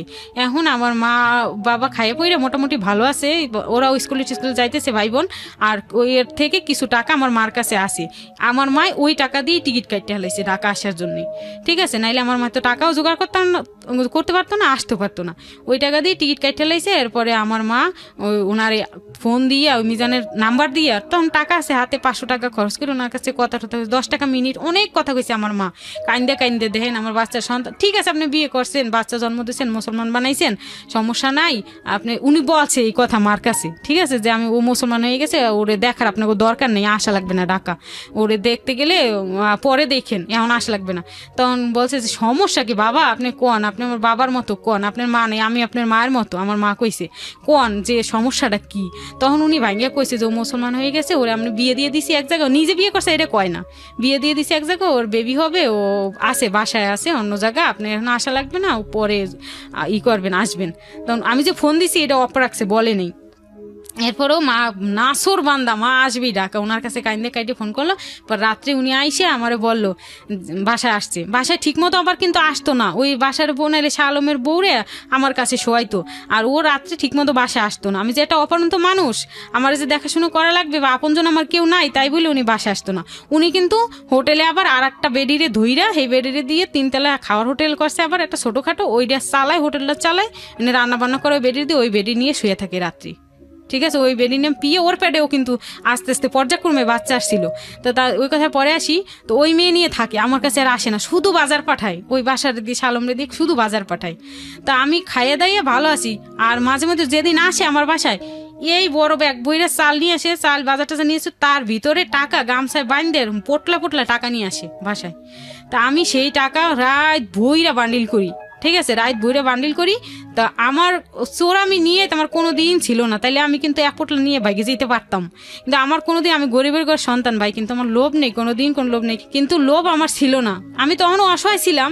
যাই হোক, তারপরে আমি করলাম, আমার মা আসলো, আমার মা আইসা উনি নিয়ে আসলো, মারে যোগাযোগ করে নিয়ে আইসা আমার মার কাছে বললো যে ওর পেটে 7 মাসের বাচ্চা, এখন আমি করছি এগুলো, এই সেই মাপ চাইছে মার কাছে। তার মা কইলো কি তাইলে আপনি এখন আমাদের বাড়ি চলে না, আইসি যেহেতু এত দূর থেকে আপনারা নিয়ে যাও, মেয়ে জামাই হিসেবে নিয়ে যাবো, আমি তো মুসলমান, ও মুসলমান হয়ে গেছে, আপনি কি হিসাবে নেবেন। তখন উনি বললো কি যে আমি তাইলে, মা বললো কি তাইলে আমাদেরও তো সম্মানের ব্যাঘাত, তাইলে আপনি কিভাবে যেতে চান আপনি বলেন। তখন উনি বললো কি যে আমি হিন্দু পরিচয়ে যেতে চাই, আমার নাম থাকবে রণজিৎ, ঠিক আছে, এবার রণজিৎ। তো যাই হোক, রণজিৎ নাম থাকবে, আর ও শাখা সিঁদুর পরে যা বাড়ি যাইবে। আমি কই না, আমি তো পর্দা, আমি শাখা সিঁদুর পরবো কেন, আমি তো মুসলমান সব শিখছি, আমি শাখা সিঁদুর আর পড়তেছি না, আমার ওটার প্রতি ইন্টারেস্ট নেই ভাই, যেটা সত্যি কথা। তো উনি ওটা পড়াইতে চাইলো, ঠিক আছে, উনি যেহেতু চাচ্ছে, আমার স্বামী যেহেতু চাচ্ছে মুসলমান ঘরে জন্ম হইয়া, আর আমি হিন্দুর ঘরে জন্ম হইয়া, আমি চাচ্ছি না, আমার অপরাধ হইবে না, গুণ হইবে না, ঠিক আছে, গুণ হইলে ওনার হইবে। This is actually the difference, মানুষ এবং অমানুষের মধ্যে পার্থক্যটা এখানেই। হ্যাঁ বলেন। তারপরে ওনার গুনার ভাগে উনি হবে, এই জন্য আমি পড়ছি, পইরা সিঁদুর টিঁদুর লাগাইছি, এরপর শাড়ি পরছি, পইরা বাড়ি গেছি, উনিও গেছে গাড়িতে। যাওয়ার পরে আমাদের তো অনেক ফ্যামিলি খারাপ অবস্থা, তখন আমরা নতুন বাড়িতে গেছে, নতুন বাড়ি কোনো রকম মাটিমুটি কাইটে কোনো রকম একটু মানে বাবা আর ছোটো বাইরে তখন 8 পর্যন্ত পড়ছে, ও আর আমার বাবা দুইজনে একসাথে পানের বরে কাজ করে, ও বাবার হাত ধরে ধরে পানের বরে কাজ করতে শিখছে। তো দুইজনে যাই পায়, ওরে দেয় 40 টাকা, বাবার দেয় 50 টাকা, ঠিক আছে, দুইজনের যা দেয় এটা দিয়ে আস্তে আস্তে কোনো রকম ওই ফুপুর বাড়িতে থাকিয়ে খাইয়া লইয়া ধান টান কাইটা মাইসের, আমার মা আমার বোন মাইসের বাড়ি কাজ টাজ করে যাই একটু টাকা পয়সা গুছাইছিল, আর আমিও কিছু টাকা দিছিলাম, অন্তত 2-1 পয়সা যাই বাসায় রাখছিল, ওই মিলে জিলে 3-4 হাজার টাকা মাটি কাটাইছে, আর বাঁশের খুঁটি দিয়ে ছোট একটা ঘর তুলছে। তা আমি আর আমার ওই বর স্বামী আমরা দুজন যাই, ঠিক আছে, যাইয়া বাড়িতে থাকি 2-3 দিন। এর ভিতরে গ্রামের থেকে চাপ আসছে, কারণ উনি যত লোক আসে সবার পায়ে হাত দিয়ে সালাম করে, আর মুসলমানদের সালাম হিন্দুদের নমস্কার পার্থক্য আছে, ঠিক আছে। ওই সালাম দেখে লোকে টার্গেট করে ফেলে। আপনারা যতই কন যে এই হিন্দু বা এর নাম রণজিৎ, যতই কন, আমরা এর চলার গতিতে আমরা মনে করি যে এই মুসলমান, ঠিক আছে। আর উনি যে আমাদের বাড়িতে গেছে অজস্র টাকা খরচ করতেছে, অজস্র মিষ্টি বিতরণ করতেছে, অজস্র মেয়েরা আসতেছে, তাদের শালিটালি কইয়া আর কি দুষ্টমি করতেছে, আর মনে করেন যে মানুষের কাছে উনি অনেক ভালো হইতেছে টাকা পয়সা খরচ করিয়া। আর আমার বাবা মার মনে করেন লজ্জাতে, বয়স্ক দিককে লজ্জাতে তো নেই, কিন্তু আমার আর আমার মার একটা প্ল্যান ছিল কি যে ওনারে নিয়ে আমরা বাড়িতে, আমার বাচ্চা পেটে আসছে তাই কি ওনার কাছ থেকে ভবিষ্যৎ আদায় করে রাখবো, এটা প্ল্যান ছিল, ভবিষ্যৎ আদায় করে ওনার কাছে রাখ, এবার বাচ্চা হোক যা হোক হোক, কিন্তু আগে আমার ভবিষ্যৎ দরকার। ওনার লক্ষ লক্ষ টাকা আছে, আমারও তো কিছু দেয় নাই, কোনোদিন নাকের ফুলটাই দেয় নাই, বিয়ে করছে তাই কি নাকের ফুলই দেয়নি, ওনার কাছ থেকে আমার ভবিষ্যৎ আদায় করে নেবে, এটা ছিল চিন্তা। কিন্তু আমার আত্মীয় স্বজনের কাছে যাদের মাধ্যমে আমরা ওখানে গেলাম, তাদের কাছে যখন বলছি যে ওনার আটকা এই একটা কিছু আমার ভবিষ্যৎ করে নাইলে আমার বেবি হবে কয়েকদিন পরে, আমি কই যাবো, ওনার যদি বউ বাচ্চা বাইরে হয়ে পড়ে বা ওনার যদি কোনো একটা অ্যাক্সিডেন্ট হয়ে যায়, উনি কিন্তু এরকম ব্যবসা করে, ঠিক আছে। আমার মার কাছে কইছি, কিন্তু আমার মা তো কারো কাছে কইতে পারে না, প্রকাশ করতে পারে না। আর মা কইছে কি যে ওনার যদি বুড়ো মাঠের মধ্যে মরে যায়, তখন আমার মায়ের কি হইবে, ভবিষ্যতে একটা আদায় করে রাখি, যা করছে করছে, জীবনে টাকা হলে সব কিছু। আমার মা এরকম একটা চিন্তা করছে, কিন্তু আমার আত্মীয় স্বজন আরো আইয়া আমারে মারে ধরে, আমার মারে খারাপ ভাষা কয়, এই তোদের মান সম্মানে তোদের আমাদের বাড়ির পাশে এনে জায়গা দিয়ে আমাদের সম্মান নষ্ট, আমাদের এই সেই, আমাদের উল্টো। এটা পুরো বাংলাদেশের চিত্রটাই তাই। হ্যাঁ, আমাদের উল্টো, ওনার কিছু কয় না। পুরো বাংলাদেশের মানে সামাজিকতার চিত্রটাই এরকম। হ্যাঁ, দুঃখজনক হলো সত্য। যাই হোক, পরে ওনার কোনো টাকা পয়সা চাওয়ার জন্য কিছুই না, উনি ভালো, আমি খারাপ, আমরা খারাপ। তো যাই হোক, তারপরে ওনারে এলাকার কিছু কিছু বকাটে ছেলে আছে, এরা ওনার টার্গেট করছে, যেহেতু পয়সাওয়ালা, ও তো কিছু পাইবেই না জীবনে, আমরা যদি 10-20 হাজার পাই আমরা গাঁজামত খাইতে পারবো, আবিজাবি খাইবে, এই জন্য ওর কাছ থেকে দান্দা করবে, ওরে বাইন্দা বা মারবে ধরবে, এরকম একটা চিন্তা যে করছে। এটা যখন আমি বুঝতে পারছি, আমি মনে মনে মানে একজন আইসে বলছে, একজন বাজারে পানি দেয় দোকানে দোকানে এক মহিলা, হে আবার আমাদের বাড়িতে আসে মাঝে মধ্যে পান টান খায়, আমার বাবা ভোরে কাজে গেলে পানি নিয়ে খাওয়ায়। যাই হোক, ওই লোভে লোভে বইলে দিচ্ছে আমাদের কাছে, তোমাদের কিন্তু আজকে রাতে বাদ দেবে, ঠিক আছে, তোমার পেটের বাচ্চাও পাড়ায় বাই করে হালাইবে, আর ওই মুসলমান বেটা, ওই বেটার মুসলমান ধরা পড়ে গেছে মানুষের কাছে চাল চলনে, এর কিন্তু খবর আছে, নাইলে কিন্তু ভাগ ওইখান থেকে। এই কথা যে কইছে, আমরা তো মনে করেন রেডি, গাটি গোটা গোল পুরা। এরপরে সব কিছু গোল টোল করে গাটি সন্ধ্যার পরে আস্তে আস্তে দুইজনে বেরোয় গেছি। তখন আমার বাপে শুধু কান্না করে রাতে বুঝাই দিছে আমারে, বাবারে তুমি মুসলমান হও আর যাই হও, আমার বাচ্চাটা, আমার মেয়েটারে কিন্তু একটু ভালোভাবে দেখে রাখো, আমার মেয়েটা সর্বনাশ করছো বাবা, আমার আরো 2টা সন্তান আছে, তুমি আমার মেয়েটারে ভালো না, আমার মেয়েটারে কিন্তু বাঁচাই রাখো, দেখে রাখো, আমার মেয়েটা ভবিষ্যৎ করে দিই, এটা বলে হাতে হাতে দিয়ে দিছে আমারে। আমি চলে আসছি টাকা ওর সাথে, টাকা আসার পর 6 মাস গেছে, 7 মাস গেছে, 8 মাস, 9 মাসের সময় আমার জ্বর আইছে।